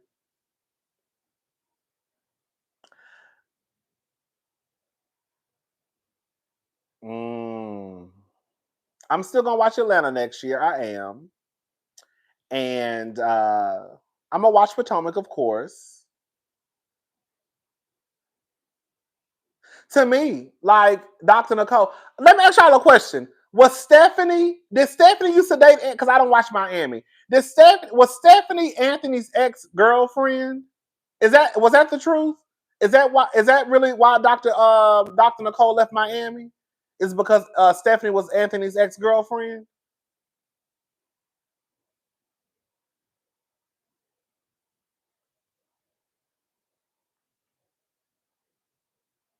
She was. See. Oh, she not? Oh, she is. Let me tell y'all motherfuckers something. And that's another thing too. That's what I be talking about. Y'all got me fucked up. Hold up, what? Girl, y'all telling me 2 different answers. Oh, she left because of PIs? Maricel hired a private investigator about her? I think I heard about that online too. So, Stephanie is Anthony's ex-girlfriend, but Dr. Nicole left because Marisol hired a private investigator. So Dr. Nicole didn't leave necessarily because of Stephanie, but Stephanie is Anthony's ex-girlfriend. Dr. Nicole left because Nicole and Stephanie are cool. They've hung out. I thought I saw that. Oh, you're right. I did see them hang out. Okay, so Stephanie is Anthony's ex-girlfriend, but Dr. Nicole left the show because of Marisol. That's a sneaky bitch. Girl. Oh, see, I don't like stuff like that. And I'm going to tell you why. Can we just call a thing a thing? I don't know what Marisol do for her money, but bitch, y'all start to lose the wealth aspect in these shows. Dr. Nicole, let me tell y'all something. I saw, let me tell y'all something. Bitch, y'all know, I love, I can't even talk. I feel like Dr. Nicole had what it took to eventually become a good housewife. I don't know about a great housewife, but I felt like she had what it took to become a good housewife. I think Dr. Nicole was finally starting to find her footing the second season. I think the first season, it kind of took off, kind of like she didn't know what was going on. right? I think her second season, I think she started to kind of figure out, oh, you got to play with these bitches a little bit. You know what I'm saying? Oh, I see what we got to do. You got to play with these bitches a little bit. You know what I'm saying? I knew Dr. Nicole was starting to catch on to how the game was supposed to be played.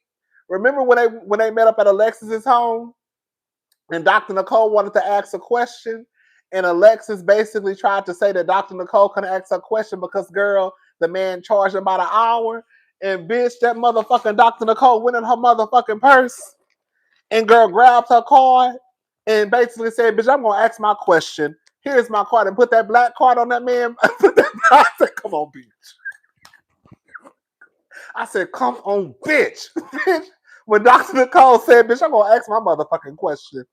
And then she went into that goddamn wallet and pulled out that black card and set that black card on that motherfucker lap. I said, bitch, you better, bitch. I said, bitch, you better do it, bitch. When she did that, I said, okay, Dr. Nicole. They got pissed off. And bitch, and then they got pissed off because Quadras is kept. They was mad because they had no black card. And then remember when she sent that mirror to Larsa's house, and then Larsa was looking at the bitch. I'm telling y'all, Dr. Nicole, to me, I feel like Dr. Nicole kind of started kind of like getting it the second season. Like, oh, I see what these bitches doing. Girl, y'all played in my face last year. But this year, I'm not playing those games with y'all, girl. I'm not playing those games with none of y'all. You know what I mean? I just felt like they dropped the ball with Dr. Nicole. I really do. I feel like Dr. Nicole was on her way to being a good housewife. Like, she had the boyfriend slash husband. She had the kid. She's so pretty to me. She's smart. She's a doctor. You know what I'm saying? She got her own money. Like, okay, it ain't as much as Anthony, but she got her own money. I just felt like, and then, you know, may her father rest in peace. You know, her father passed away. Then she had the messy storyline with her daddy, and then the messy storyline with her mama. Like, I just felt like Dr. Nicole had enough, right? And then this bitch pulling up to parties in boats. I was just like, this bitch, what the fuck is going on? Like, I just really went up for Dr. Nicole. Like, I really started to go up for Dr. Nicole. I was like, baby, this is my bitch. I was like, this is my bitch, baby. Y'all could, when I say nobody could tell me nothing. Oh, and then when her boyfriend flew them to, what did he fly them to? What did her boyfriend, what did Anthony fly them to? Because he was a pilot also. What did he fly them to? He flew them somewhere. He flew the plane. What did he fly them to? I can't remember. Wasn't that him?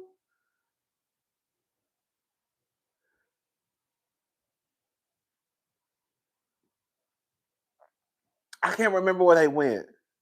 Bahamas. Yes, Bahamas. I just felt Florida Key. It was somewhere. I just remember, like, I felt like Dr. Nicole had it all. I really did. And I was just like, girl, y'all really. And when I found out that Dr. Nicole wasn't, I said, girl, y'all really dropped the ball with Dr. Nicole. Like, y'all should not be let. And now I know what's going on. Y'all let Marisol play with Dr. Nicole like that, girl. That's what I'm saying. Like, y'all starting to do too much. Why are we hiring private investigators? I just feel like that's too much. I think it's one thing. It's already, first of all, we already know they love to bring social media, right? Shout out to the diva. They love to bring social media into the show. It's one thing, and social media is a big part of the world now. It's one thing for the girls to see that something might be going on with one of the housewives on social media, and then they might mention that on the show. I think that is completely different than somebody hiring a private investigator. Girl, what is we doing? See, I don't like stuff like that. And y'all know I'm one of the messiest bitches on YouTube. But at some point, we got to draw the line. Why we just can't talk about stuff that's already out there? You know what I'm saying? Like, why we just can't talk about shit that's already out there? Why are y'all really going to hire a private investigator? Like, at that point, it's like you're trying to ruin somebody's life. I don't like stuff like that. We can just talk about the stuff that's already available. We don't have to go and purposely like try and ruin somebody's life because you want to find out some information. Like, what the fuck? And what the fuck has Dr. Nicole did to you, Marisol, to the point where you feel like you need to go hire a fucking private investigator? What was so deep to the point where you feel the need to go hire a private investigator?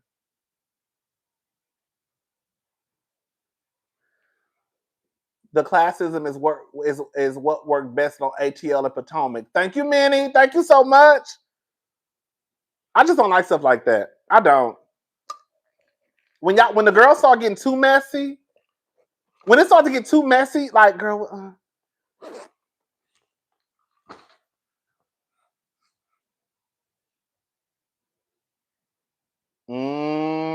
That's okay. Now it's on Marisol one in Nicole's spot. She's mad she's not full-time, but they hired Stephanie anyway.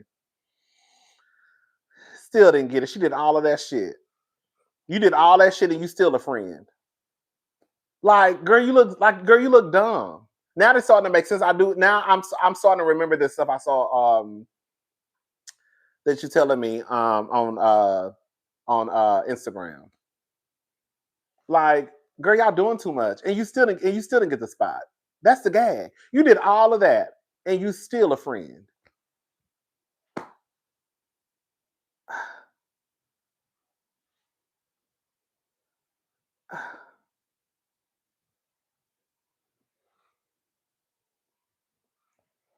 Girl. And I actually used to, believe it or not, I used to go when I started watching Miami. Marisol was one of my favorite ones. I thought Marisol was funny. I thought she was messy, the right amount of messy. But now, girl, the PI stuff, that's too much for me. Like, Gizelle is messy as fuck, right? But Gizelle mentioning Eddie unfollowing those big booty models on Instagram, I was like, okay, girl, whatever, right? Because I had heard of that, and the people were talking about that online. They were talking about how Eddie had went through and like basically unfollowed or I think unfollowed a whole bunch of like big booty models. Okay, whatever. That's not necessarily a lie. But when you just start to lie on people, like just for no reason, you're like when you just start to lie on people, like, why is we lying? I'd rather you just say, girl, did you see how Eddie unfollowed all those big booty bitches on Instagram? I'd rather you just say that because, girl, at some point, girl, it's kind of the truth. I remember people saying that. But where do we get to the point where we say, okay, girl, this has seemed too much? Girl, we don't have to lie on nobody to do a good show. We can just talk about the shit that's already out there. Eddie unfollowed some big booty models, supposedly. Okay, girl.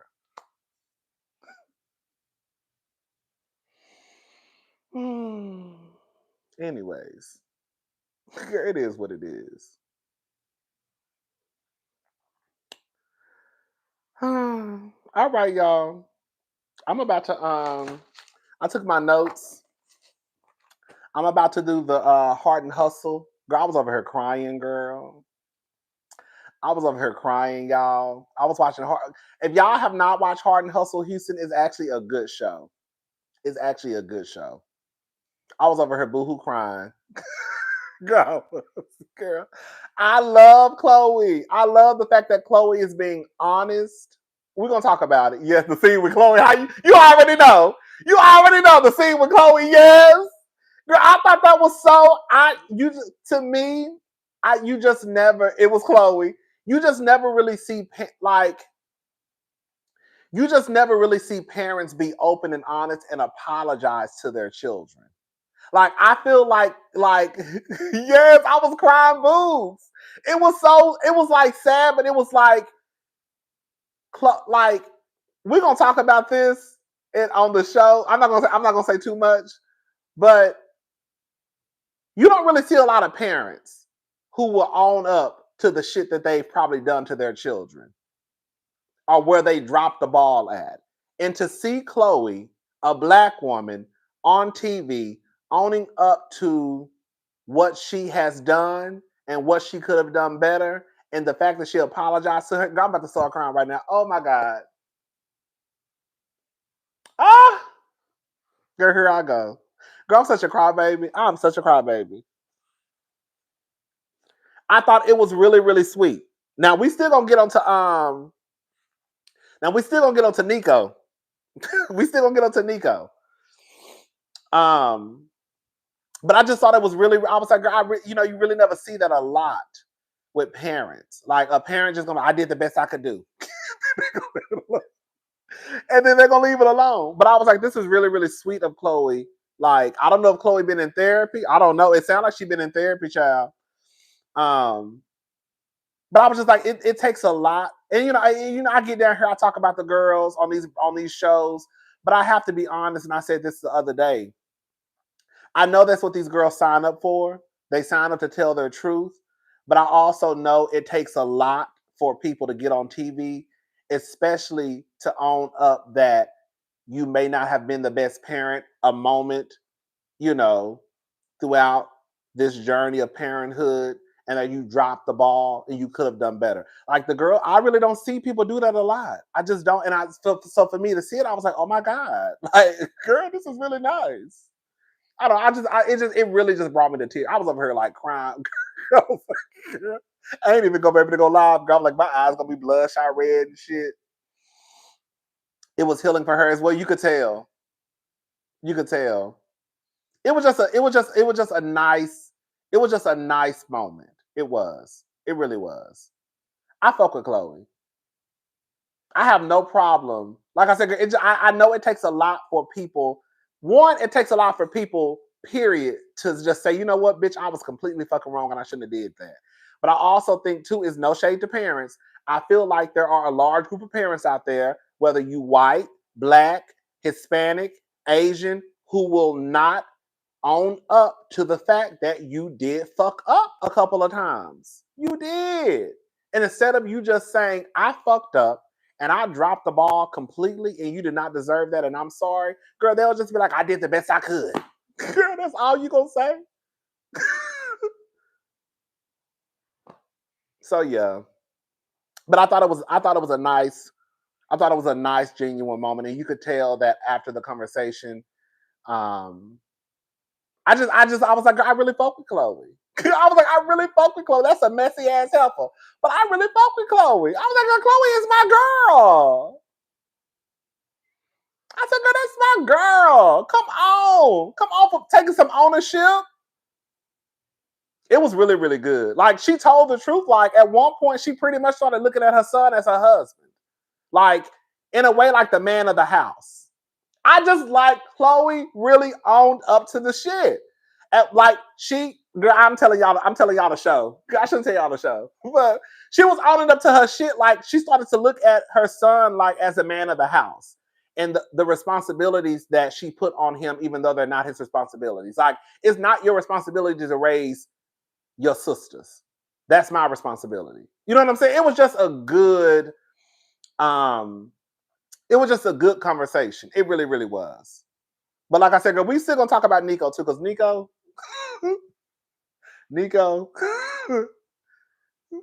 we gotta have a conversation. Okay. But yeah, if y'all have not watched Hard and Hustle, it does. I'm not gonna lie, it does start off kind of slow. Right now, we're on episode. I got my notes right here. Hold up.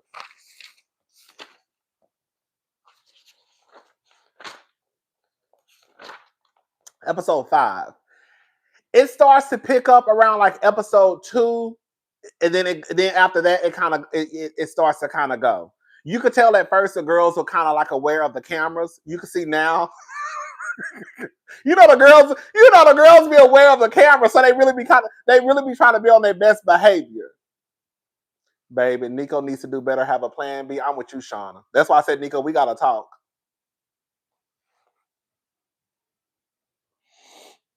Because I also could still see Nico trying to. Nico, you're gonna have a plan B. That's just what it is. That's just what it is. That's just what it is. And anyways, we're gonna talk about it though. We're gonna talk about it. We're gonna talk about it. Nico said he want to be a rapper. He said ain't no plan A. I mean, it ain't no plan B, C, D, or E. He said plan A is being a rapper. Everybody want to be a rapper though. And that's the thing. Like now, you know what I think. You know what I think is gonna happen though. I think Chloe is now gonna be in this position. I'm gonna tell y'all. Girl, I should be saying this because girl, y'all gotta watch my review.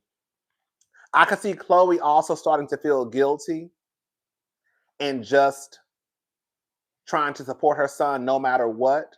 Because if she starts to bring up again, he's 24. Nico is 24. He might be 25 now since the show is aired. I don't know when they shot this show. At the time of them shooting the show, I think he was 24 because Chloe's boyfriend was 28.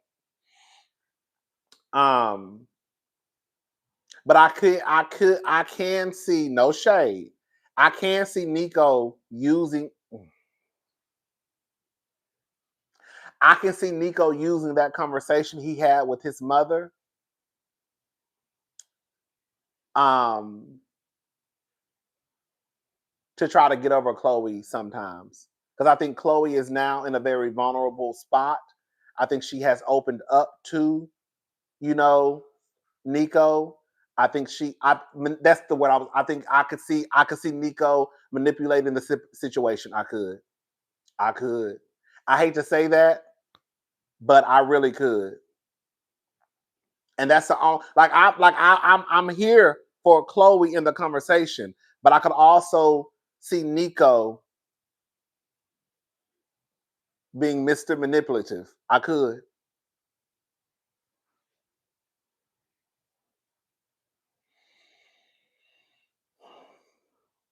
So basically, Chloe's husband died.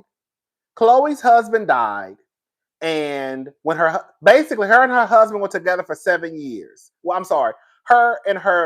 They were together for 7 years before they got married. They only had been married for 2 months. So they were together for 7 years. They got married, and then 2 months later, he had a heart attack, a stroke, something. He died 2 months later. And then at that point, Chloe's whole thing was just trying to make sure she could feed the family, pay the bills. So she kind of like dropped the ball on taking care of Nico, seeing where he was. And then Nico kind of stepped up into the man of the house role. And she also felt like that was pretty much like his job. Like Chloe was being real honest about how she looked at the situation. It was like, I was like, oh girl, she really telling the truth. She felt like it was Nico's job to basically, in a way, like take care of her and be there for the family. And Nico was basically, girl, I mean, one, he ain't your husband.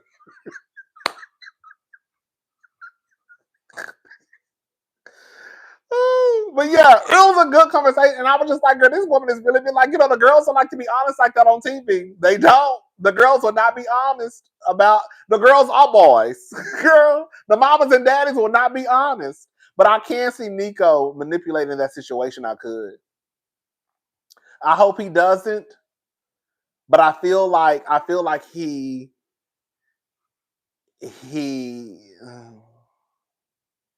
oh yeah, and that's crazy because her husband was like 50-something years old. It's crazy. So her husband was 50-something years old. Chloe, I think, is like 43, 42. She had Nico when she was 19. So basically, kind of like a lot of the girls, right? She got pregnant when not a lot, but some of the girls. She got pregnant when she was 19. So it was just her and her son. And she said it was her and her son for the longest. Like, even when she got her master's degree, she said she would take her son to class with her. So she said her son was basically like her best friend. So her son went everywhere with her. And then she ended up meeting her husband, and then they have twins. And then 7 years into their relationship, they got married on the 7th year. And then he died 2 months later. You're a mess. Her and her son grew up together. Basically, right. Basically, her and her son grew up together. Mm-hmm.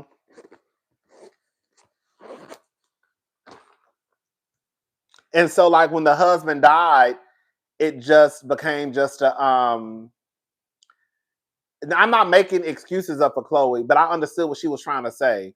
Like, it just became, girl, I gotta support my family. I gotta support the kids. So all her focus was on just basically taking care of the kids, taking care of the family, making sure the bills are paid. But in the process, her only concern were the twins at a certain degree, and she kind of dropped the ball on Nico. It was sad. It was sad. It was like a good sad. I don't know if that makes sense. Like, it was like, oh, like she really is like owning up to like what she did wrong. Yeah. But yeah, it's called Heart and Hustle Houston. It's a really good show.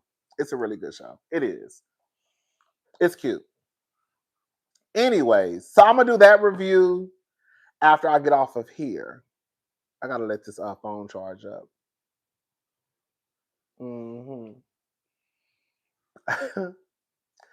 But anyways, that's it, y'all. Is the son sorry? Hey! Is the son sorry? The son is a tad bit sorry. He not sorry. Hey!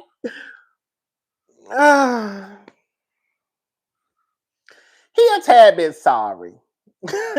He's a tad bit sorry, but I also believe too, it's because you say everybody said yes and is. I also believe too. You know what, Chloe. I think a problem that Chloe has too, girl. I think Chloe also has that problem where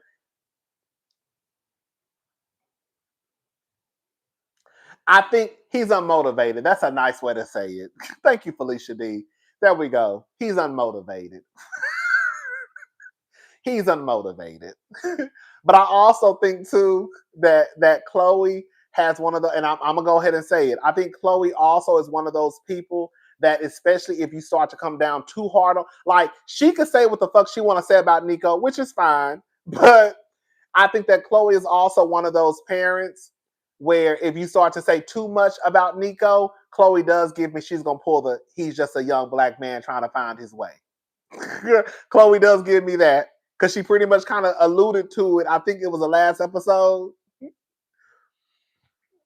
Chloe, girl, don't let that nigga manipulate you. Like, I get that's your son. I love the fact that Chloe is owning up to her mistakes. I think that this is a very nuanced conversation. I ain't got no kids, but I like the fact that Chloe owned up to her mistakes. She said what she did wrong. She shouldn't have did it. She dropped the ball here and she dropped the ball here. But I also, again, let's get on Nico. Nico does give me like he might manipulate you, girl. Watch out for it. That's all I'm saying.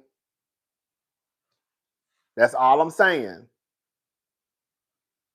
He might use this against you. So keep your good eye on your son.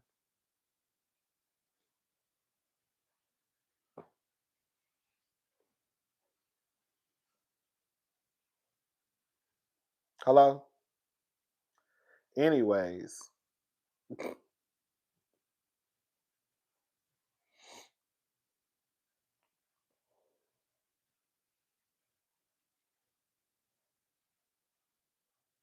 Right, him and his plan, they need a place to stay. That's why I said, baby, you're gonna have to I said the plan. Listen, we live in a listen.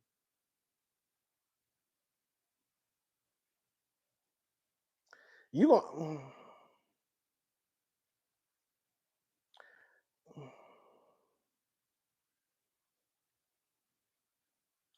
he gonna he gonna have to,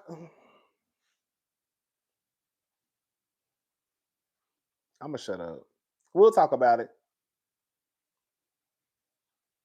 And then I don't think he got no job either.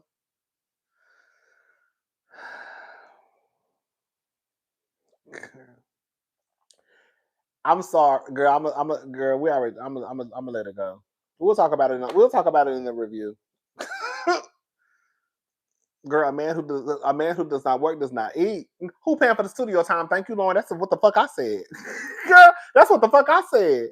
At some point, you still gotta work because who's paying for the studio time?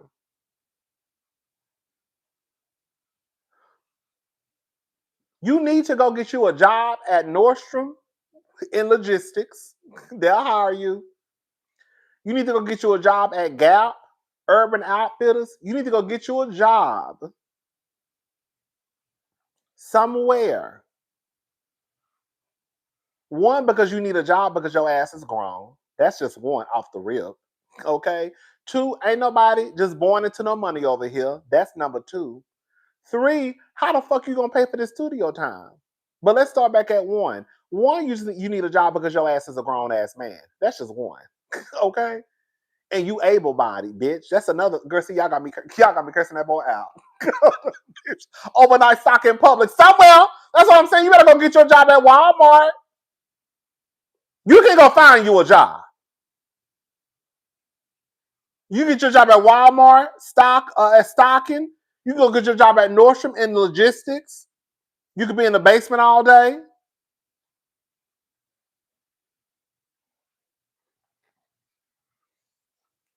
You know what I'm saying? You need to go get you a job. You know, I don't like no grown ass man. Now that's when I started to go back. Now I'm gonna say this much. Y'all know sometimes I do act a little bit traditional, like some of y'all. No shade. Girl, you know I don't like no grown man who don't work. That's when when I tell you I do not like a grown man who don't work, bitch. When I tell you the fastest way for me to catch whiplash, if you a grown ass man and you don't work, girl, I do not like that. I'm sorry. Shout out to y'all who y'all men don't work. It's no shade. It's no shade if you take her, you know what I'm saying? But all I'm saying is, girl, I do not. What about the women? It's a double standard. It's a double standard, and I know it's a double standard. If you're a woman who don't work, I'll be like, okay, girl, whatever. But if you're a grown ass man who don't work, girl, I will judge and judge and judge. Girl, I will judge you. I am. Girl, I'm gonna judge like, girl, how you a grown ass man and you don't work? I don't like that. I don't like that. Girl, I be judging. I do. And no, I don't feel the same way about women, but I do feel that way about men. I always have.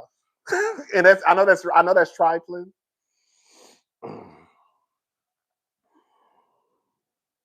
I know that's trifling. And I'm not saying in every scenario. I'm not talking. Let me be very clear. I'm not talking about the man who just got laid off from his job and he can't find him. I'm not talking about that. No.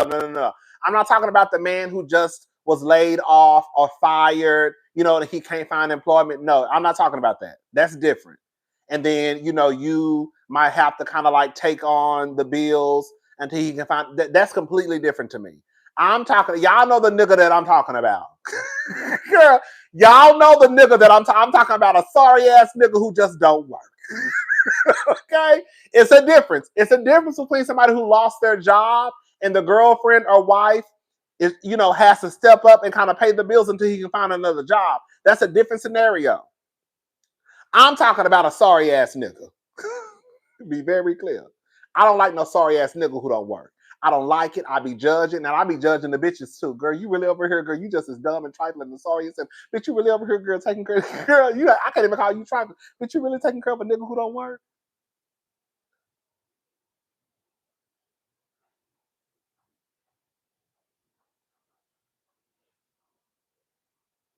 Girl, you really taking care of this nigga?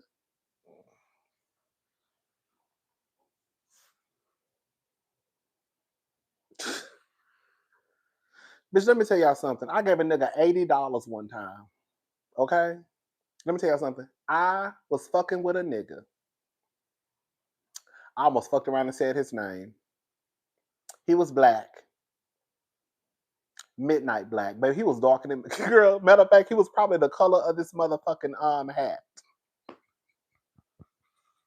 Jet black. Midnight black. Close your eyes black. Okay?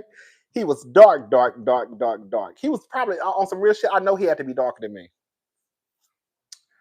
And I let the motherfucker borrow $80. And his lights was off. I was a dumb bitch once upon a time too. I was a dumb bitch once upon a time. I had a dumb bitch moment. I did. And he told me he was gonna pay me back.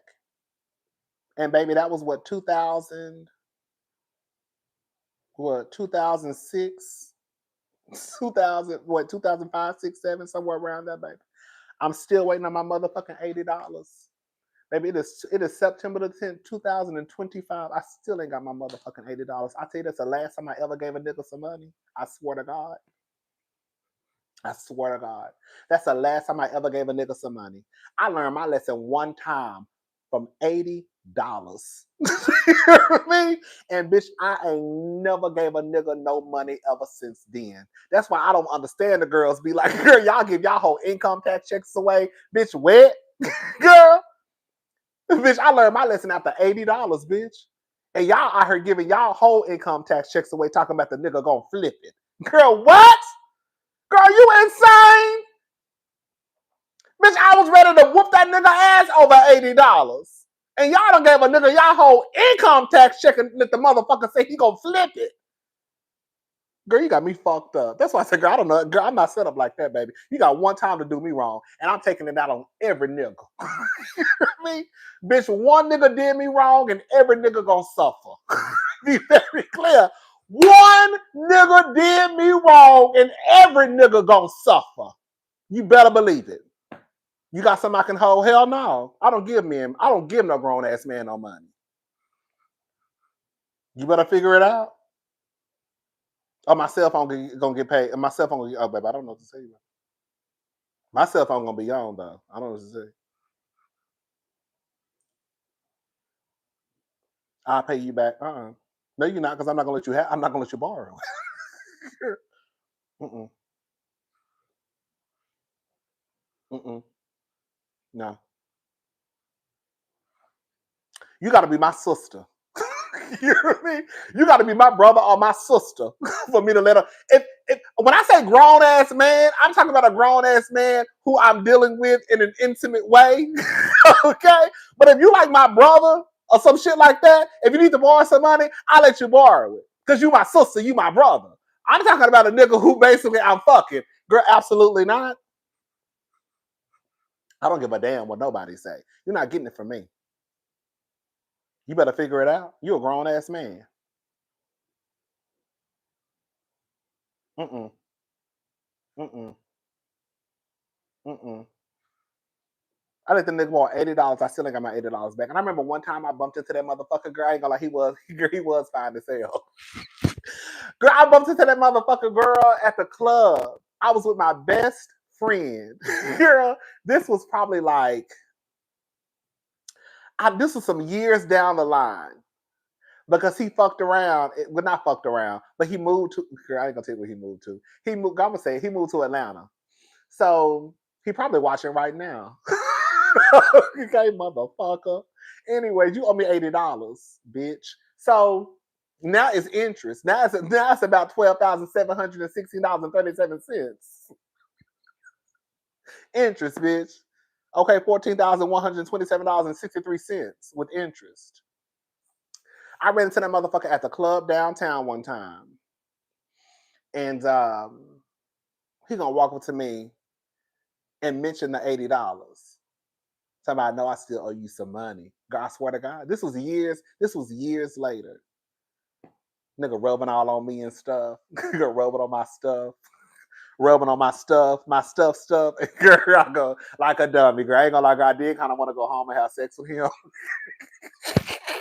You know what's so crazy? We hadn't even really had sex like that. Let me start telling all my business, but we really hadn't even had sex like that. But girl, that night I was like, ooh, child. Just dumb. All they take, them niggas set you, them niggas set you one time on, girl, touch you one time on your penis, girl, and they get to jumping and stuff, and you forget all about your money. Girl, let me go. Girl. And then I got mad again the next day. Motherfucker. One time he hit me up on Jacked. Talking about, hey, Rodney, long time no see. Boy, get off my motherfucking line. And where my motherfucking money at? Because I ain't forgot. If you want to lose Rodney, don't pay him back. Y'all like the video for our good cousin. Thank you, C. Evans. Baby. Wait, cousin Rodney, didn't you tell us you gave the Puerto Rican man some coin? The one that fell down the steps? The Puerto Rican man. The Puerto Rican man. The one that fell down the steps? Me? Who said that? Wait, who said that? Puerto Rican who fell down some steps? I don't remember that, sister. A Puerto Rican who fell down some steps? Who said? Get us on the who said that?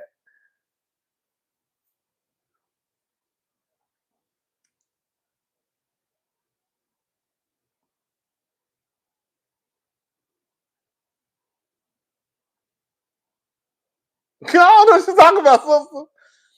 I don't know what you're talking about. Okay. I'm like, who said that? Child. Because I don't know. I'm like, girl, oh, I've been here for a while. Rodney never said that. I don't know if I said, I don't know. I think you might. I don't remember. I don't remember that either. Now, I don't fuck with a Puerto Rican. Okay? Be very clear.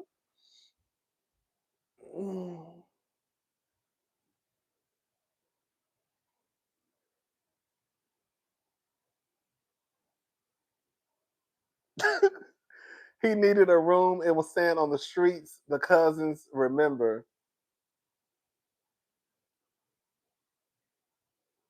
He needed a room. It was saying on the somebody who I was fucking with that was Puerto Rican saying on the streets. Hold up.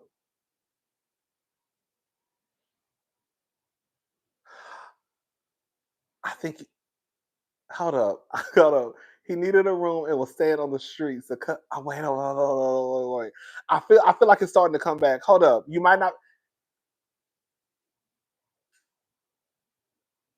Hold up. It was a man who was staying on the streets and needed a room. I I think you might be right. Was it somebody I was fucking with?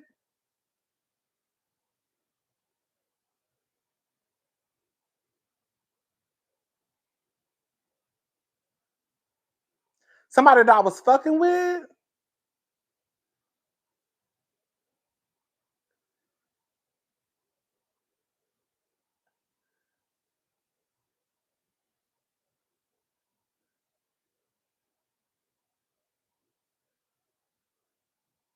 The man at the stoplight? Y'all. My coworker? He wasn't Puerto Rican.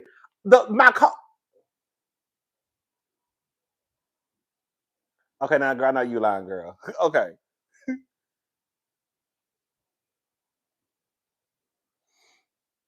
I remember one of my coworkers, he was black. I used to work with him at HEB and I passed by.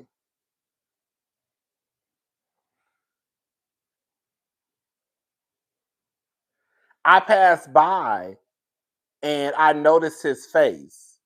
And I went to the ATM after I got my hair cut and I gave him some money. But he was black though. And I definitely wasn't having sex with him. I don't remember that. I swear to God.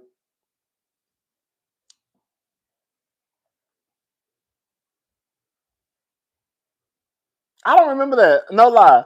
I do remember seeing a coworker on the street.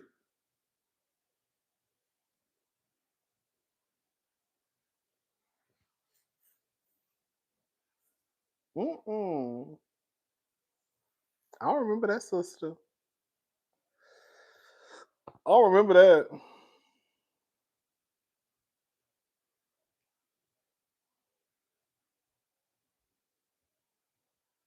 I remember telling him that I remembered him, and he said he remembered me too, but I think he was lying though.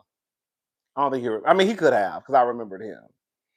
And I remember getting in contact with one of my good friends to this day. I was like, oh my God, girl, I saw so and so on the corner.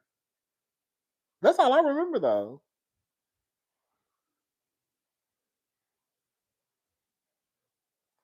No, he in an apartment, and then a few years later, y'all reconnected. He was in hotels.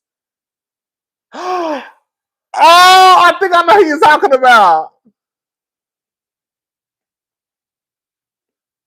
Yes, yes. No, he is telling the truth. He is telling the truth. He is. No, Southern Purchase is telling the truth. I know who you're talking about. I know you're talking about. That is. Yes. Yes, that did happen. No, they're not telling a lie.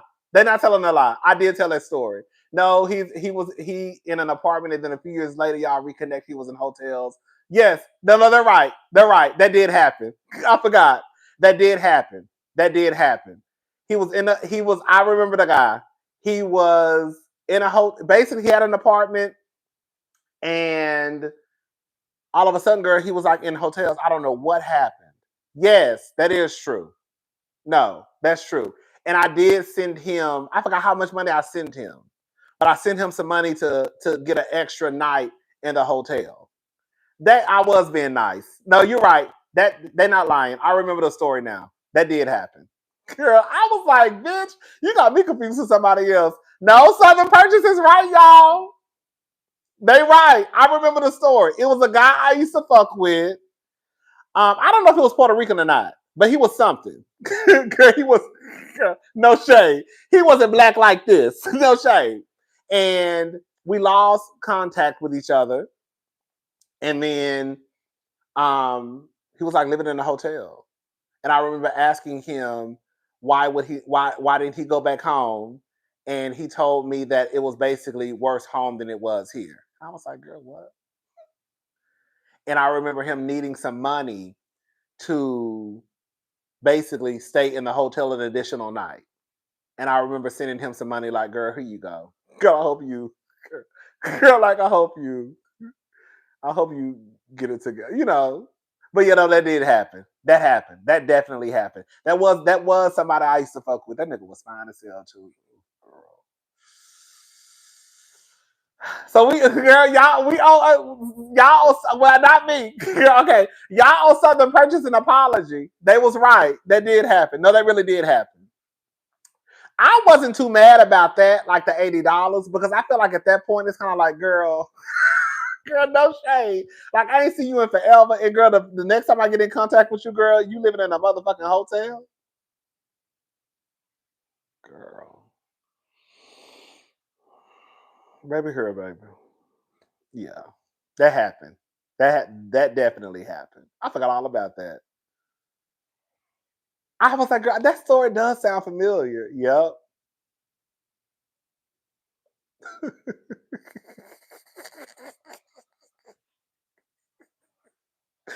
Come on, bitch. You better remember, baby. You better remember. Okay. Because I was definitely about to say, I don't know what you're talking about. Girl. Girl, we're going to talk about Portia and Simon in Hot Topics. Ain't nothing going on, child. Ain't nothing going on with Portia and Simon. The same old, same old. Anyways, shout out to Southern Purchase for having a good memory. Y'all owe Southern Purchase an apology. Because that story definitely did happen. I wonder what he's doing now. I don't know. And I remember one night, I know if I told y'all that, I told y'all this. I told you one night I was at his house, and girl, like he like passed out in a way. That shit freaked me out. I don't know. Honestly, I felt like it was drugs. I don't know. He never did drugs in front of me though. But you never know what people do. I know I told y'all that story. I was at his house one night, and then he wanted me to spend a night. And I was like, girl. And I was kind of nervous because I was like, girl, because I don't think I'd ever spent the night over there. And now I felt like it was drugs. I don't know. I just felt like it was drugs. I don't know why I thought it was drugs, but they just gave me drugs. And then all of a sudden, how did you lose your apartment? How did you lose your apartment? I still don't know how he lost his apartment. I don't know, child.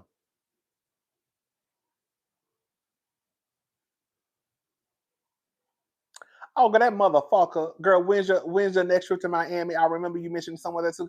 Girl, I told you, I said, fuck now, girl, you know what's so crazy? I don't know. I don't know about. I don't know. I don't know. I don't know if he did drugs. That's what I don't know if he did drugs. He never did drugs in front of me. All I know is one night I was over there, girl.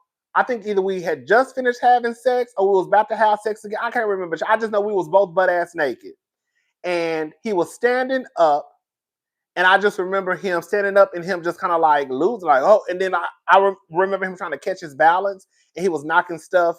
He had like a stand. And that shit just freaked me out. Like, what the fuck? That's all I know. Girl, I think I was. I mean, I think I was younger than. I mean, I think he was younger than me. He had to be what? I'm 42 now. At the time, I was in my 30s. He was probably a few years younger than me. He wasn't old.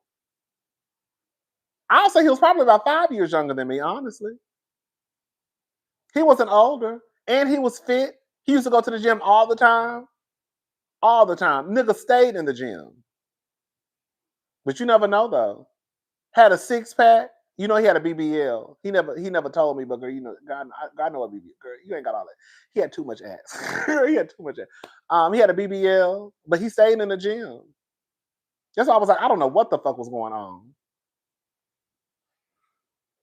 That shit was crazy. That shit when I tell that shit scared the shit out of me, like scared the shit out of me. Oh, this was some years ago. I was in my 30s, child. Oh, the nigga in Miami. Girl. Apology accepted. 2025 Mark is my wait. 2520 Mark is my receipt. The video is Salted Scrappy Mamadi versus Baby Story Time. Baby, y'all got a folder on me. Yes. Thank you, Southern Purchase. Shall we owe him an apology? I remember the story. I know exactly who you're talking about too. Well, of course I know, but yeah. BBL and home, baby, BBL and homeless go crazy.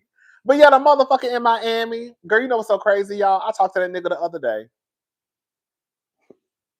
So I actually went to Miami. I went to Miami a few weeks ago, and I just went. I had a credit, girl. I'm pretty much out of credits now.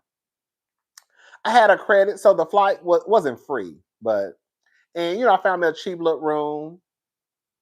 I said I'm gonna go to Miami, and he texted me back in he texted me back in March, and I didn't respond because I was like, girl, fuck him.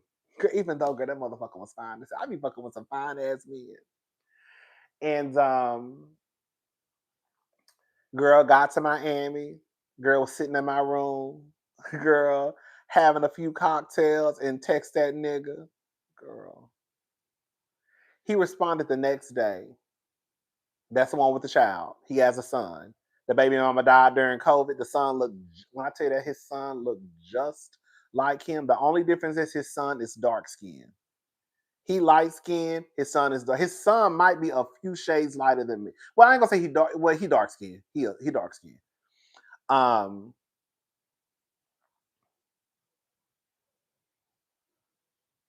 text that motherfucker.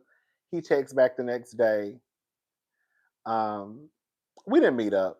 Long story short, girl, I don't know who girl, motherfucker gonna tell me. Girl, I knew that's what it was. He had a boyfriend. I told y'all one day I text him and somebody responded like, I'm like, don't fucking text his phone again.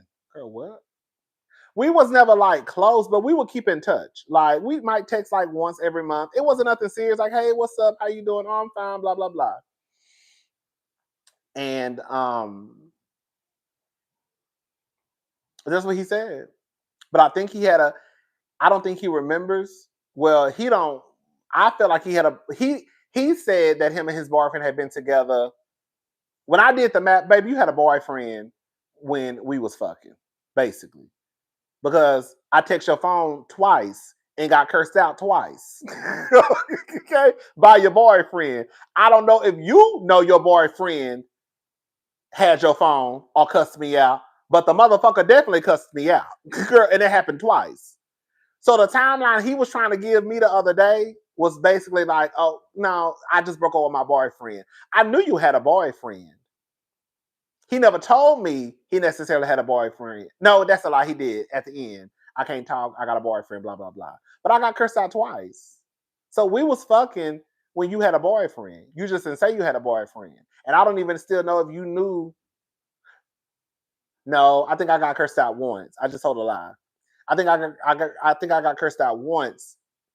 And then the second time, I think he had his phone and he just straight up told me that he had a boyfriend. I was like, okay, girl, whatever. I was done with it because, girl, we were just having sex anyways. Whenever I would go to Miami, we would have sex and that would be the end of it. Girl, we wouldn't go out to eat. We wasn't really dating. We just kept in touch. You know, we started talking. He was sharing information with me. Like he told me he was autistic. I knew something was off. Not off. Not off. Let me rephrase that. Nothing was, it was, I knew something wasn't right because when we would have conversations, sometimes he would jump all over the place. I remember having a conversation with my friend Brittany. Y'all know Brittany, and I was like, "Girl, I'm this nigga. Like, I don't." Girl, sometimes it'd be hard to have a conversation with him because he'll just like walk into the room and like he'll start talking, or like I'll be trying to respond, and it just sometimes I would get frustrated, and I was like, "Girl, what the fuck is going on?" And then he finally told me one day, he was like, "Hey, I got something I want to share with you," and I was like, "Well, what is it?" What is it? And he was like, he's autistic. I was like, oh, okay. Girl, now I feel like I can put like I can put a button on it. And then when he told me he finally had a son, he showed me a picture of his son. His son looked just like him. But yeah, long story short, the motherfucker, I mean, you know, he was playing games in a way. He had a boyfriend. We were texting when I was in Miami the other day, but we didn't meet up, girl. Girl, I feel like, girl, I'm gonna leave it alone. I ain't gonna tell y'all the whole story, but girl, I feel like he was. I don't know what he was trying to do, but I'm not that girl, baby. Look, baby, I don't know who the fuck you think I am. I'll just say this much, and y'all, and then y'all can figure out the rest. Bitch, I don't participate in freak offs.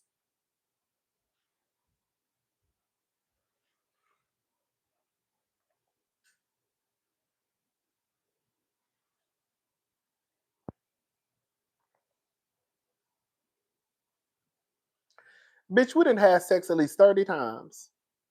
Bitch, we didn't have. Okay, it wasn't 30, but we didn't have sex more than a few times. More than a few times. More than a few times. I don't know what the fuck you done got into since the last time we fucked, which was some years ago. But baby, I'm no. Girl, what? Ain't nothing wrong with that. I listen, ain't nothing wrong with that. Ain't nothing wrong with a freak off if everybody wants to participate and it's consensual, ain't nothing wrong with it. Okay? I'm not participating.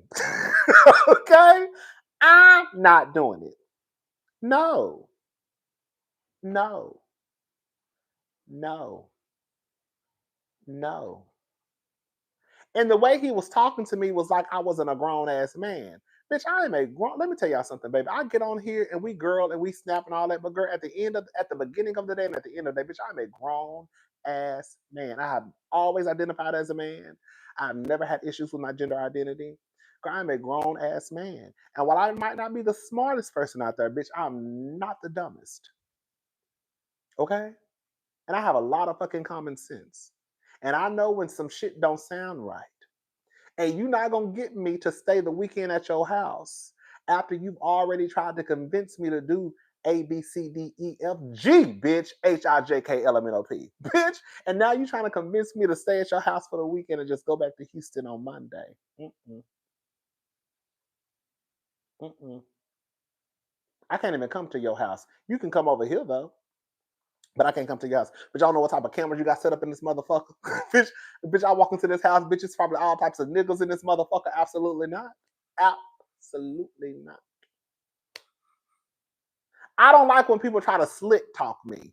You know what I'm saying? Like, why are you trying to slick talk me? Don't be trying to slick talk me. I don't like that.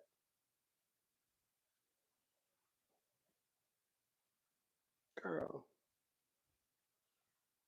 So that's really the reason why we didn't hook up or meet up last time, because one, I ain't like the way he was trying to handle me, and then two, he was trying to get me involved in some shit that I just don't do. Ain't nothing wrong with it. Okay, let me be very clear. Like, ain't nothing wrong with it if that's what you want to do and it's consent with everybody involved. You know what I'm saying? But that's just not what I do. Now, if I want to do it, I'm gonna do it, but I don't want to do it. I done did some shit. Now, be very clear, bitch. I done did some. Now, let me be very clear, bitch. I done did some shit before. Don't get it twisted. Okay, now I done did some trifling. I done did some trifling shit before, but it's because I wanted to do the trifling shit. You're not gonna convince me, okay? I done did some trifling shit. I done did all types of shit. Do you hear me? But bitch, you're not gonna convince me to do. I done told you no. And why you talking to me like I'm young and I don't know no better? That's why I was really getting pissed off. Now I'm about to get pissed off again. That's why I was really getting pissed off at him, because the way he was trying to talk to me like I was just stupid. And I was like, is that what I'm giving off? Am I giving off like I'm just stupid? Because why does he keep trying to convince me to come to his house after I've already told him no? And the stuff that you're saying is low-key insulting me. Not low-key high-key. You done already told me what your plan was. You done already told me. You've already told me what the plan was when I came over there. So now that I'm telling you absolutely not, now you're trying to walk it back and act like it's not going to happen when I come over there. That's a lie, because you done already told me.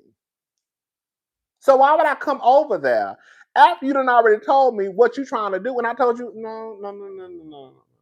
You can come over here though. No. And so, yeah, I said, baby, get off my phone. Baby, let me tell you something, baby. I ain't seen you. The last time I talked to you was what, 3-4 years ago, whenever it was, baby. You texted me way back in March. I still got the text messages in my phone. I didn't respond then. Girl, I responded this time because, bitch, I was in this motherfucking hotel room, girl, drinking some motherfucking vodka. Okay? Girl, drinking some motherfucking vodka. And I saw the thing, girl, in my Jill Scott voice, I started to think about the things we used to do. Don't get it twisted. I would have still had sex with him, but I wasn't having sex the way he wanted to have sex. That's all it was. And because of what he had already kind of painted out, I wasn't going to his house. You can come over to my hotel room because I know what's going on in this hotel room, but I'm not coming to your house. No. And so it was what it was. Bitch, I don't know who you think I am. Bitch, I'm not hard up for no man. Okay? I'm not. And I'm not hard up for you. Bitch, I don't have to have sex. That's the truth. Now, it's fun and nice when I do it, but I don't have to have sex. I wanted to have sex with him because, girl, I used to think about the things we used to do. Okay? And it's been a minute. Okay? But it was what it was. So maybe next time when I go to Miami, maybe, girl, that motherfucker, oh, girl, the thing is, he is my girl. But it was what it was, and it is what it is. Whatever, girl. Don't let me tell you something. Don't ever let nobody convince you to do something that you don't want to do. I don't give a damn who it is, and I don't give a damn how many times y'all done had sex. I don't care how much y'all shared with each other about your family. Girl, he can't stand his mama either, girl. Go and say, baby, girl. I remember one time he was like, yeah, my mom was a fucking slut. I said, oh, girl. Not your mama was a fucking slut. Anyways, he can't stand his mama. But, girl, don't ever let nobody convince you to do nothing you don't want to do. And when they try to pull well, I thought you said you've done so and so. Girl, I have done so and so. I did it because I wanted to do it, nigga. That don't mean I'm doing it with you. Okay? I did it because I wanted to do it. Be very clear. I don't want to do it right now. It's called consent, nigga. Okay? I did it because I wanted to do it. I don't want to do it Saturday night. So I don't want to, so I'm not gonna do it. What me doing what me doing what I told you I did before got to do with what I'm gonna do now? Not a goddamn thing, because I'm not gonna do it. Shit. The fuck I told you no. Talking about I got your own room for you. You don't have to sleep in the room with me. girl, I said no. I said thank you, but no.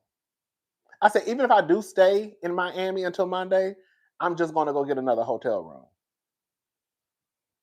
I'm not spending the night at your house. I'm definitely not spending the weekend at your house. No. Because you're trying to be on some freaky shit. You better go find one of these other motherfuckers, because I'm not the one. I thought something was on my head. Baby trying to take me to the motherfucking sex dungeon and have his way with me. I said, absolutely not. He cool, but I just didn't like, and like I said, girl, we done had sex plenty of times. It's not like I don't trust him when it comes to like having sex, but I just didn't like I said, I don't know what type of bullshit he done got into the last time we done fucked around. But baby, that's not for me, baby. I don't know what you did with your boyfriend. I don't know. I don't know what you was doing with your boyfriend. Clearly I was doing something. And there's some shit that you into. And now you trying to get me involved in the same shit, but I'm not doing that. Baby, I'm classy based. Okay? Bitch, I'm classy now. But yeah, it is what it is though. I think something must have happened between him and his boyfriend. Not something. I feel like him and his boyfriend used to do certain things. And I think that's what he's into now. Because we had sex too many times even before. Well, not even before, but we've had sex like a lot. And that shit ain't never like, that's why I was like, where's this coming from? Girl, I know we done had sex at least, no lie, at least between 15 to 20 times. And this ain't never came up before. Now, I haven't seen you in a minute. But clearly, you and your boyfriend used to do stuff. And now you think, I don't know what you think. You think I'm going to be, no. Now, I'm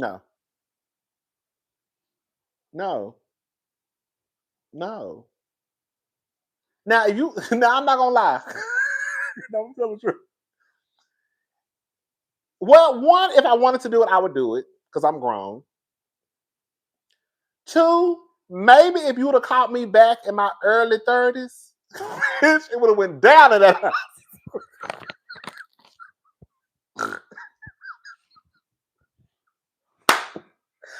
Ow! Now, bitch, if you would have caught me back in my early 30s, now I don't do no drugs, though. I don't do drugs. That's not me. I just do alcohol. But, bitch, if you would have caught me in my early 30s, baby, bitch, you would have went down in that motherfucking house, baby, because I used to be on some shit back in the day, baby. Okay? Bitch, I was down for the motherfucking calls, bitch. Girl, if ain't too much going on, bitch, count me in, bitch. Here I come. Okay? Baby, I was a mess back in the day, baby. But baby, I'm just, girl, now I'm classy. Now I'm classy. I don't have time for all of that, baby. Y'all be doing too much in these streets, baby. It be too much going on, baby. People everywhere. I don't want to do it. Mm-mm. And like I said, if I did do it, it's because I want to do it. I just didn't like the fact that I felt like he was trying to pressure me. I don't like stuff like that, bitch. I told you no, nigga. The fuck? Why you keep bringing this up? I done told you no at least 4 or 5 times, and you keep bringing this up. I was literally telling Brittany this story, and I was telling one of my friends. I was like, I don't know why he kept bringing it. I was like, he was literally pissing me off. Like, girl, y'all girls don't know no mean no. Girl, like, what is going on? Anyways, but like I said, child, if you would have asked me probably around 30, I would have been like, well, girl, let me take a shower and have a cocktail. Y'all got some drinks? Girl, do I need to bring a bottle? I'll be over there in about an hour and a half, all right? Baby, sure would have. Show would have. Show would have, baby, been right over there, baby, having a time of my life. But that's not what I'm on now. Like, I'm not on that, baby. I've changed. And I don't have time for all of that because, you know, I just don't have time for all of that. Ooh, wait. Leave me alone. Mm. Right. Like, and the thing is, here he goes. You're talking about, I just remember we used to have so much fun. We did.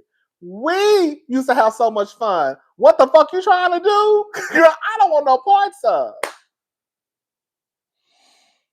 Leave me alone. No, we did used to have a lot of fun. But he used to always spend the night in my hotel room. I remember one night he spent the night, girl, didn't even make it to work the next day.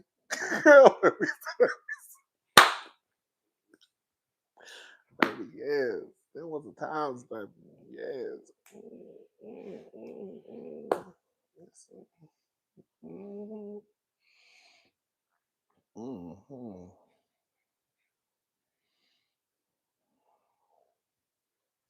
Anyways, but yeah.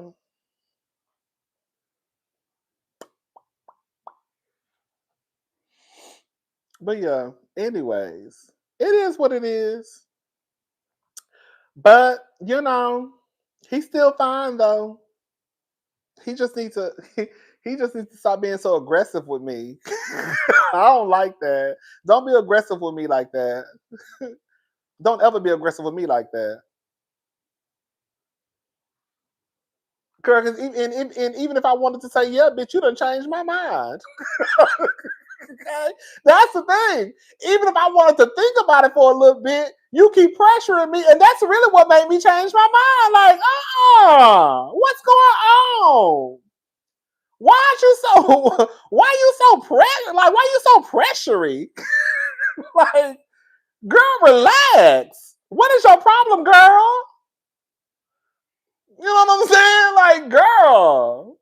Like, goddamn. I couldn't even if I wanted to, even if I was about to say, yeah, bitch, it's definitely no now. Because it said love me tenderly. Right. Right. Bitch, just wait. Damn. You're not even letting me say yeah. Bitch. That is no. That is definitely no. Oh, like the pressure in me and shit. Relax. Anyways. But yeah, it is what it is. It is what it is. Hopefully next time when I go to Miami, girl, I go. Hopefully next time I go to Miami, he act like he got girl, he act like he got a little bit more motherfucking sense, and girl, he know how to handle me because I don't play that shit. I'm still not going to your house because I don't trust you from the last time. But you can come to my hotel room, okay, by yourself. Okay, you can come to my hotel room, but I'm not coming to your house because I already know what you're trying to be on. Bitch, I walk in there, girls, niggas everywhere. Girl, what's going? Baby, hold on. Baby. Girl, I got my purse, girl. Girl, I got my purse. I walk in the house. Bitch, I got my purse. I walk in the house. Girls, niggas everywhere. Baby, hold on. Baby, Baby, let me take this strap off because I got to choke the shit out of somebody. Baby, I got to go. Baby, I don't know what the fuck y'all got me. I don't know what the fuck y'all thought I was about to do. No, I'm gone. I'm not doing it. Girl. Then I walk in talking about what? Girl, he is kind of. now my mind's starting to change. Oh, girl, he is kind of fine. He fine too. Oh my god. Girl, he is kind of fine. I mean, I mean, maybe I might say for a little bit. I'm not gonna do nothing though. I'm gonna say for a little bit. I'm not gonna do nothing though. And I don't want nobody. I don't want nobody touching me. But I might say just for a little bit and just just see what just to check it out. Baby, hello, baby. Next thing you know, baby, these clothes, baby, come undone, baby. Here I go, girl. I'm just gonna take my clothes off for a little bit and see what's gonna happen, girl. Okay, baby. Just God. Baby, clothes be on the floor. Okay. Baby. Girl, the pulled a little cocktail. And baby, it's on and popping. Baby. Girl. Don't fix my drink. I fix my own. Okay. Matter of fact, I don't even want no drink. I'm just gonna make me a shot. Girl, because at parties like that, you can't let me say something. Places like that, you can't have no drink. You just gotta take shots.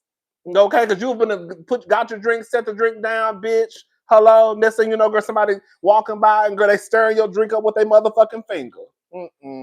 Girl, absolutely not. Absolutely not.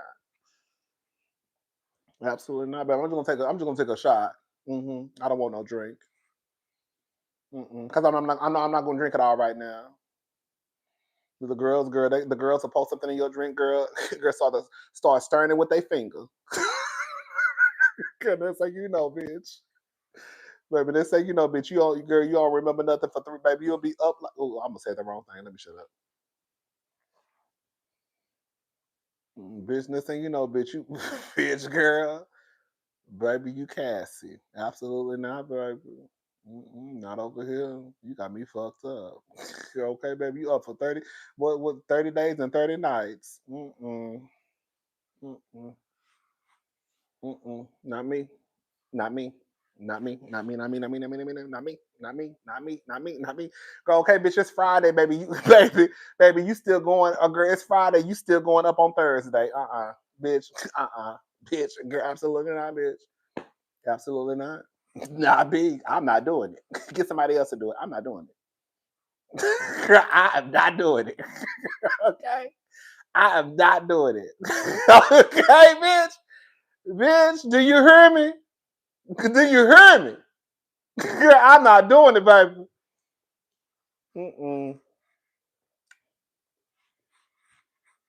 Nope, nope, nope, nope, nope. Anyways, okay. Baby. You gotta be careful with the girls, baby. Okay, come on back, Paige. Right, I like to be in control too much for all that type of care. I'm the same way. I like to be in control too much for all that type of care. I'm the same way. Stuff like that, I gotta be in control.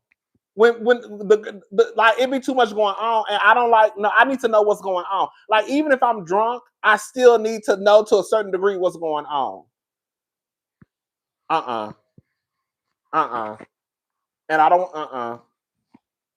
I gotta tell y'all the story. I done already told y'all the story one time, girl. Another thing too, I'm gonna be honest with y'all. Another thing too, girl. Another thing too, girl. This is Rodney After Dark. Another thing too, girl. I fucked around one time and had a threesome years ago. And girl, while I walked into the room and bitch, it was one of my coworkers. Bitch. And that's another thing too. Why I be real skeptical about shit like that. Yes. Walked into the motherfucking room and it was my motherfucking coworker. Bitch, when I tell you my heart sank to the floor.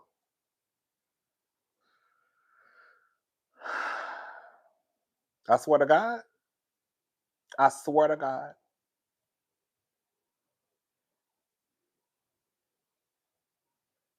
It wasn't, it was when, I'll say this much. It was when I was a work study student.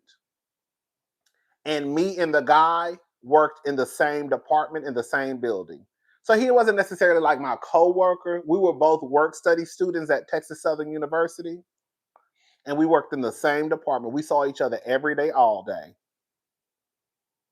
He just reported to somebody and I reported to somebody else.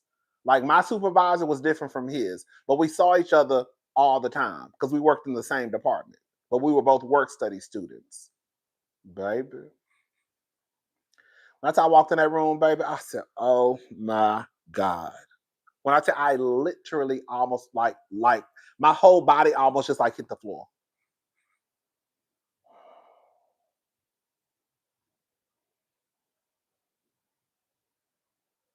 I knew he was gay. I knew he was gay. I knew he was gay. And quiet as it's kept, I think he knew it was me that was coming. Because I think that the guy who I knew who set it up, I think he showed him a picture of me. I really feel like he knew it was me that was coming. I didn't know him. I just trusted the guy who I was fucking. He was like, the guy's cute, the guy's fine. I was like, okay. And so I didn't even really ask for a picture. Right. I'm gonna leave the rest. I ain't gonna tell the full story. I'm gonna put a pin on that story right now. For right now, I've already told this story before, so some of the girls already know the story because I told this before. But I'm gonna put a pin on that story right now. But your child, this happened a long time ago. This was in my 20s, and that's why I'm very, very like skeptical of when stuff like that happens. Girl, I need a full background check. Bitch, I walked into that room last time. Bitch, you know, it was my motherfucking coworker. Bitch, what the fuck is going on? Bitch, bitch, when I tell you, bitch, I ain't know if I was supposed to fight, bust out crying. I ain't know what to do. Bitch, my nerves were so motherfucking bad.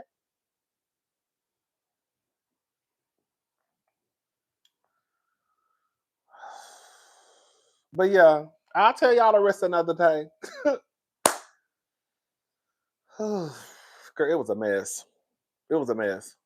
So yeah, you know, you live and you learn. You live and you learn.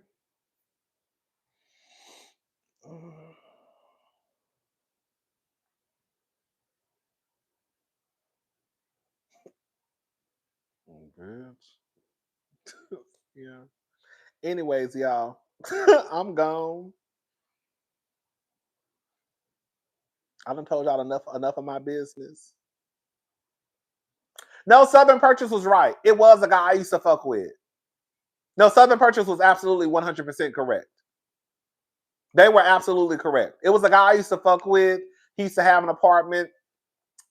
He basically lost his apartment and was living in a hotel, and I sent him some money. No, he was right. But I didn't feel the same way that I felt about the guy who I gave the $80 to.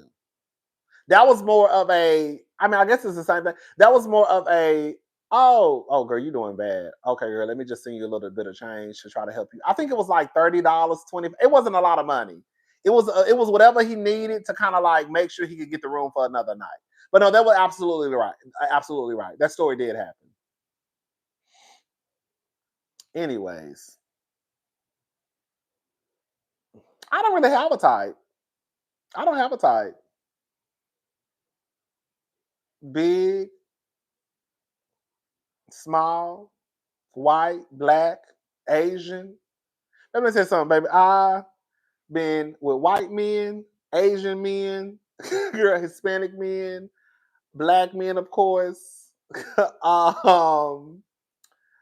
I think the only man I haven't been with is a Middle Eastern man. Other than that, baby, I don't discriminate. Baby, fine is fine. The best sex I ever had was with a fat boy though. 2 big boys. That's the best sex I ever had was with 2 big boys. One was black, one was white. I will say, and I've been saying that for years. The best sex I ever had was with two different times. It was a fat white boy and a fat black boy. The best sex I ever had, baby. Girl. Mm-hmm. Mm-hmm. And this is when I was like in the gym. This is when I was in the gym working out. Like I was a workout fanatic. I ain't never really discriminated against them. Like I felt like if you cute and your body, like you know, like you could be fat, but you still like a solid fat. I've always had a hard time explaining it. You know how like you fat, but you like a solid fat. You know what I'm saying? Like you know how like Lizzo used to be fat, but Lizzo had a shape though. If that makes sense. Does that make sense? What I'm saying, girl? Like Lizzo was fat, but Lizzo still had a shape to me. Lizzo just wasn't fat. She was fat, but it was a shape with her fatness. Does that make sense? Like the girl, that's what I'm saying. It's a dip. Like you can be fat and still have a shape. Girl, don't ever get it twisted. That's how the niggas was. They was fat, but they still had a shape though. The girl, yeah. But even when, and this is when I used to work out all the time. I ain't never really discriminated against nobody. Girl, if I always thought you was cute, girl, you was cute. You know what I'm saying? Fine is fine to me. But yeah, the best sex now, not 600 pounds. No, okay, girl, girl, not 600. No, she wasn't. Oh my god! Oh god! I gotta go. I gotta go. She wasn't shaped like. Oh my god! I gotta go. I gotta go. I gotta go. I gotta go. I gotta go. Rodney. I gotta go. Rodney, the cousins want to know the story about the stud you was in. I'm about to tell that another day. Girl, I gotta go, girl. They about to start turning KP up. Girl, I gotta go. Girl, they about to start. Girl, I have to agree, girl. I'm gonna shut up. I'm gonna talk about that on Patreon. I'm gonna say this much, and we've already talked about this on Patreon, so I'm not gonna talk about it again. But I will add this much. I have to agree that even and I think that this is what Kelli needs to this is what Kelli needs to understand. Can we just be honest? And I love Kelli. I do. I love Kelli's music. But we have to be honest. Excuse me. Kelli did look like she kind of just threw on something. Like, girl, you're going to a whole concert. Like, you couldn't have put on like a nice suit, a nice gown. Like, at the end of the day, you still are a performer. You know what I'm saying? Like, Kelli just threw on some Nikes, some skinny jeans, a black. Kelli looked like she just went to her closet and said, boom, boom, boom, boom, boom, boom, boom, boom, and threw it on and went on. Like, Kelli, I'm not expecting Kelli to do 15 Beyonce changes. You see what I'm saying? But Kelli does look like, and I've seen Kelli. That's not the only clip I've seen of Kelli just on stage, kind of looking like let me just throw a blazer on.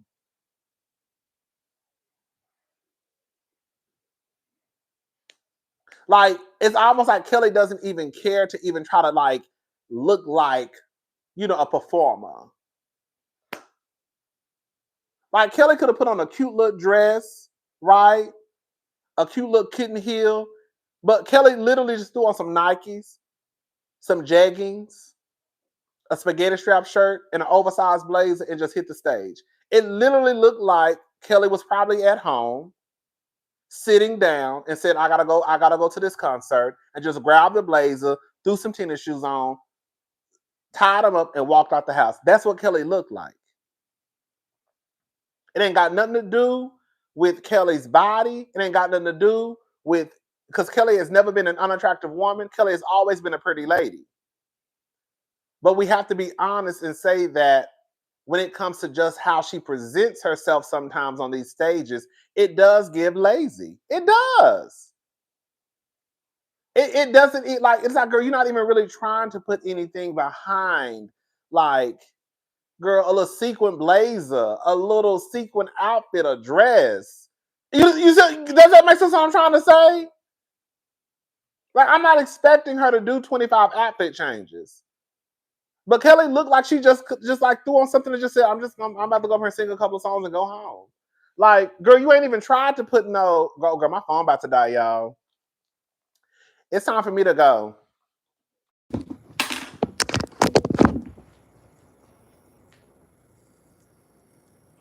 Okay, yeah, I'm about to go, y'all. My phone about to die. But yeah, like it's not even necessarily about Kelli's body.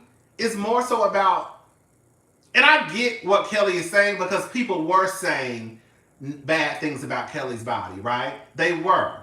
But I'm saying for me, I'm saying that Kelli could put a little bit more into her presentation as it pertains to her being an artist. It does appear as though she just threw on something and walked out the house. Girl, you are Kelli Price, vocalist. You couldn't just find a cute little dress you know, a cute little wig, girl, beat your face, get your micro. Girl, ain't nobody expecting Kelli to get on stage and do an 8 count. But we also want to believe that you did put a little bit of extra when it comes to you coming down to bless us with the voice. Do you know what I'm saying? Like Kelli literally got on some Air Force Ones, some jeggings, a spaghetti strap shirt, and a black blazer and went on down to the stage. Girl, what?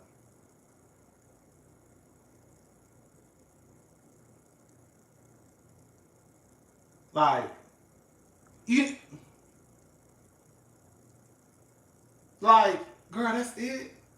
So that's my I had to be like, I was reading some of the comments on Patreon, and a lot of the, you know, girl, some of y'all, I said some of y'all are ignorant.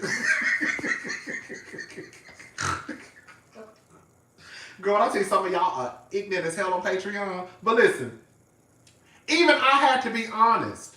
And some of the girls were giving fair credit, were giving constructive criticism. And they were just basically saying too, Kelli doesn't even appear to just put any like thought behind her look as a performer, as an artist.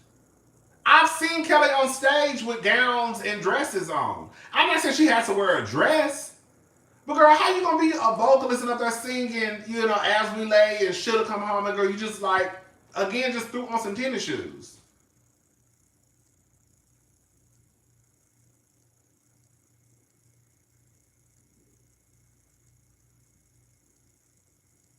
But yeah, I'm gonna leave it alone though.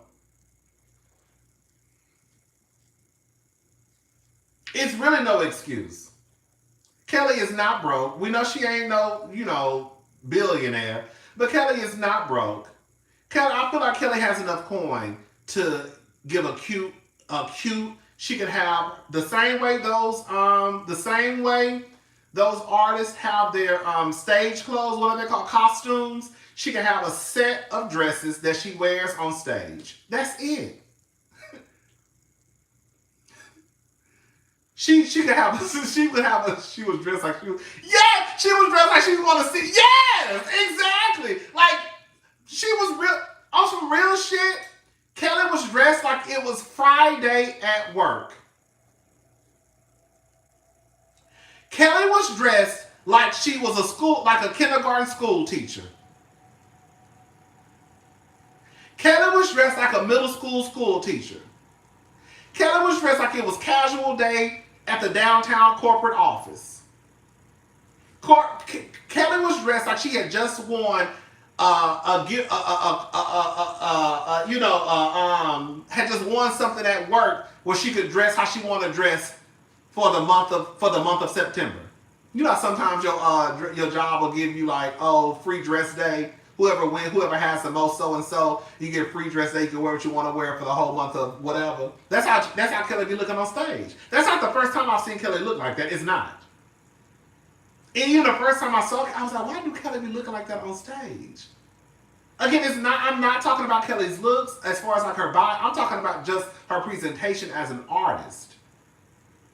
And how it comes across as like lazy sometimes. Girl, all you need to do is go get you about 10 to 20 dresses, right? Probably 5 to 10 suits, and those can be your costumes that you wear on stage. Costumes. Those could be your dresses that you wear on stage.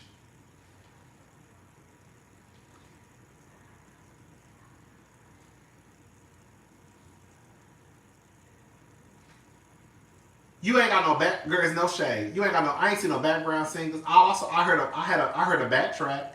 So it's not like you paying for background singers. No shade. It's not like you paying for background dancers. No shade. So girl, if you ain't got no background singers, background dancers, then like you know what I'm saying? Like I just would want her. If I went to see Kelli Price in concert, I would want her to come out on stage, kind of looking like a diva. Like I want some diva. Like girl, give me a little diva. You know? You giving me very much pre-K school teacher. Kelli look just like the teachers at my niece's school.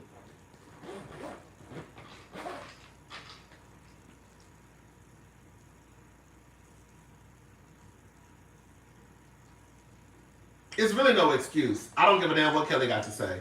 Like I said, I understand Kelly's feelings being hurt because people being mean and talking about her physical looks. I completely understand that. But, you know, we already talked about that on my channel.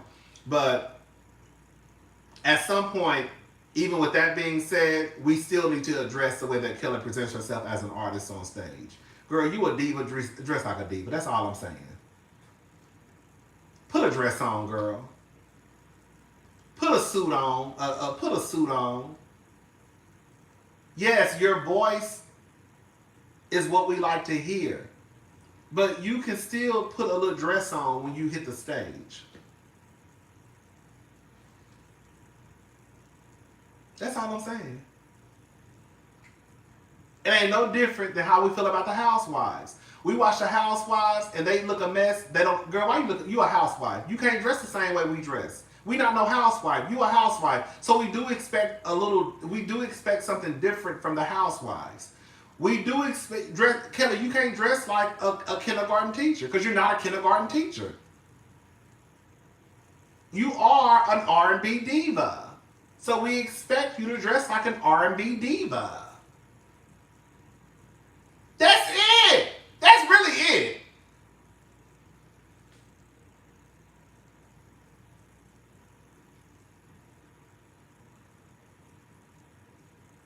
She was here in Detroit last year and had on a nice two-piece outfit. You see what I'm saying? Somebody just said it. She ain't no diva. Okay, she ain't no diva. Better say you ain't no diva, baby. Oh, God. Yeah, she was in Detroit last year, had on a nice two-piece outfit. And then the diva said, you ain't no diva, baby.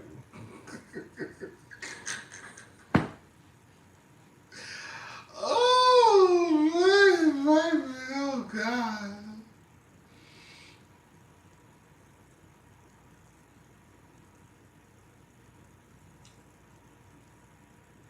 Kelli could have went anywhere. I don't think anybody is expecting to see Kelli on stage dripped in designer. I don't think anybody's thinking that. But I do feel like Kelli can go anywhere and find a dress. Yes. It's no excuse. It's no excuse for Kelli to be dressing like that on stage. It's not. And she can curse everybody out, but she knows that shit.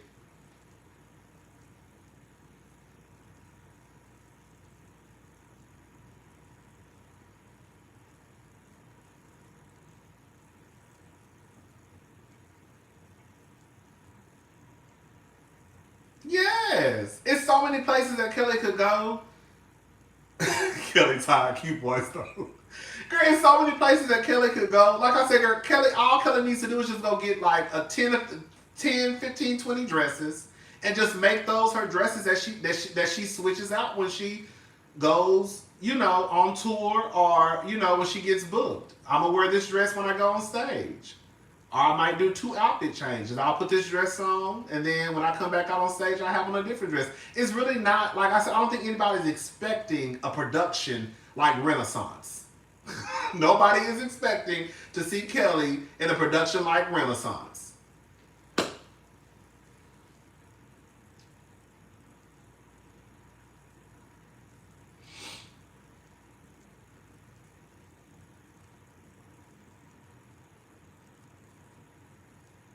Hell, even Tamia. Bitch, I see Tamia on stage with poo-poo shorts on. You know what I'm saying? Like, the girls that are still working, the Tamias, all of them, girl, they're still putting efforts into their looks. They're just not out here getting on stage. Tamia don't get on stage looking like she will probably look at the house. Tamia don't get on stage. She's going to have some little poo-poo shorts. She's going to have on a little glitter jacket, a little sequin jacket. She's going to have on something that still gives, girl. You know what I'm saying? Y'all get what I'm saying?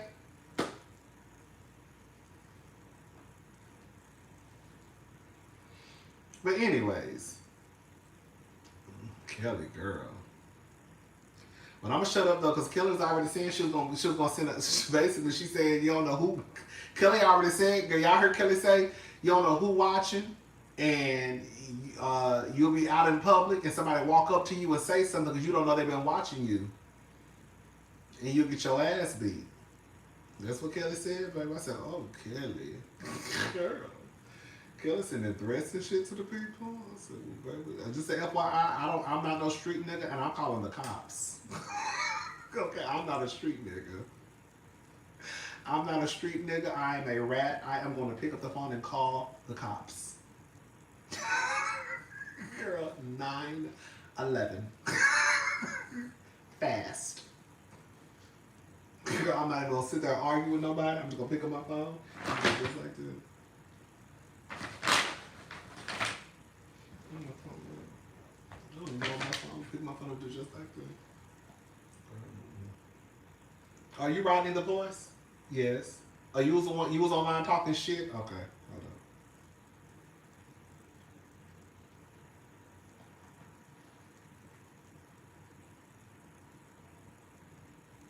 Yes, can you send someone down to the Galleria Mall? Yes. Someone has been hostile with me. Girl, I'm not gonna ask something. I'm just calling the cops. Boom, boom, boom. There we go. Okay. Baby, gone. Girl. So y'all might want to go. Y'all might want to go talk to the niggas who don't believe in calling the cops. Okay, because I'm calling the cops. Okay, fast. Okay. Oh man, girl. Anyways, but Kelly wasn't talking to me. Kelly was talking to the people who be online. She was talking to the men. Kelly wasn't talking to me. Kelly was talking to the men who be saying mean stuff. I don't think what I said was mean. I just said, girl, she be looking a mess on stage. And that's the truth. And she don't be looking like no R&B diva, which is the truth. And Kelly be dressing like she going to teach a kindergarten class, which is the truth. Kelly look like she got free day at work, which is the truth. Kelly look like she going to the grocery store, which is the truth. Kelly look like she going to a PTA meeting, which is the truth. Kelly look like she want to pick her kids up from school, which is the truth. Kelly look like she went to the dentist office, which is the truth. Kelly looks like she's going to a doctor's appointment, which is the truth. Kelly look like she went to a funeral, a family reunion, which is the truth. Kelly look like she going to get her hair fixed on a Saturday morning, which is the truth. Kelly don't look like she going to no motherfucking stage and sing songs at an arena, which is the truth. Kelly don't look like she going to no theater to sing songs for the people in the theater, which is the truth. Kelly is not dressed like an R&B diva, which is the truth. That's the truth. I'm just saying.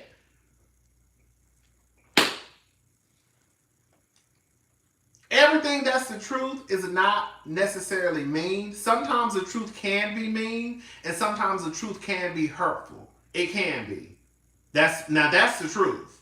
Sometimes the truth can be mean, sometimes the truth can be hurtful. But sometimes the truth is just the truth.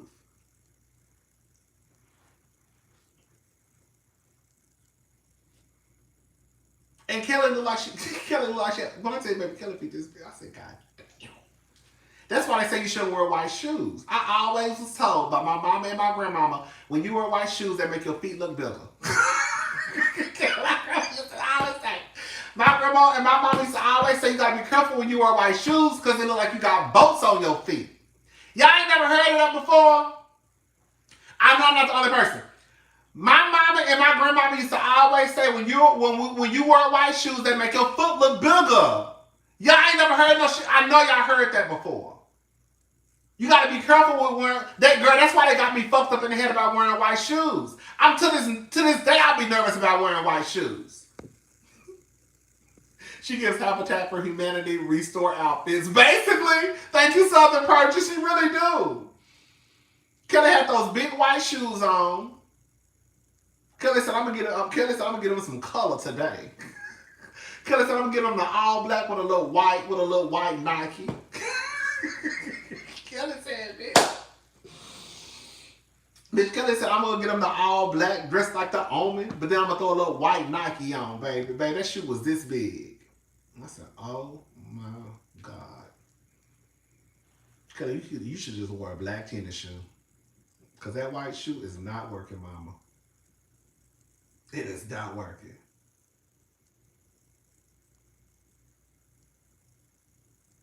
I'm not a big wearer of white either. Cause I always feel like I get it dirty. Especially like clothes. Ugh.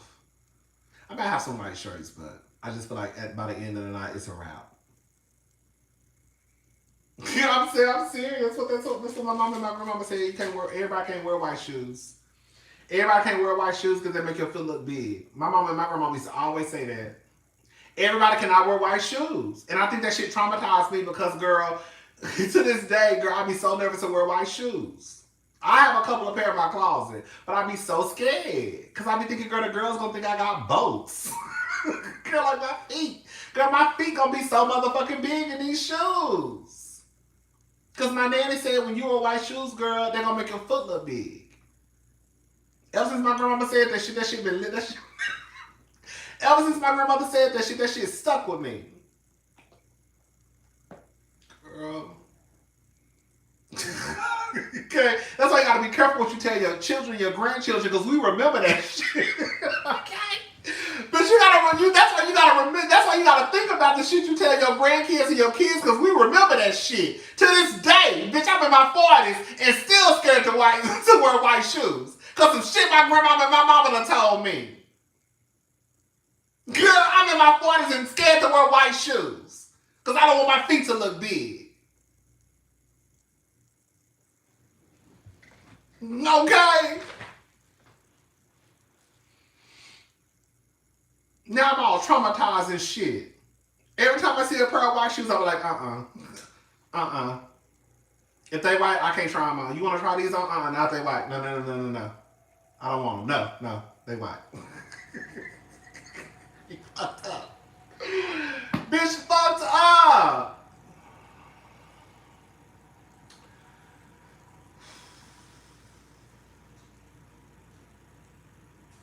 Girl.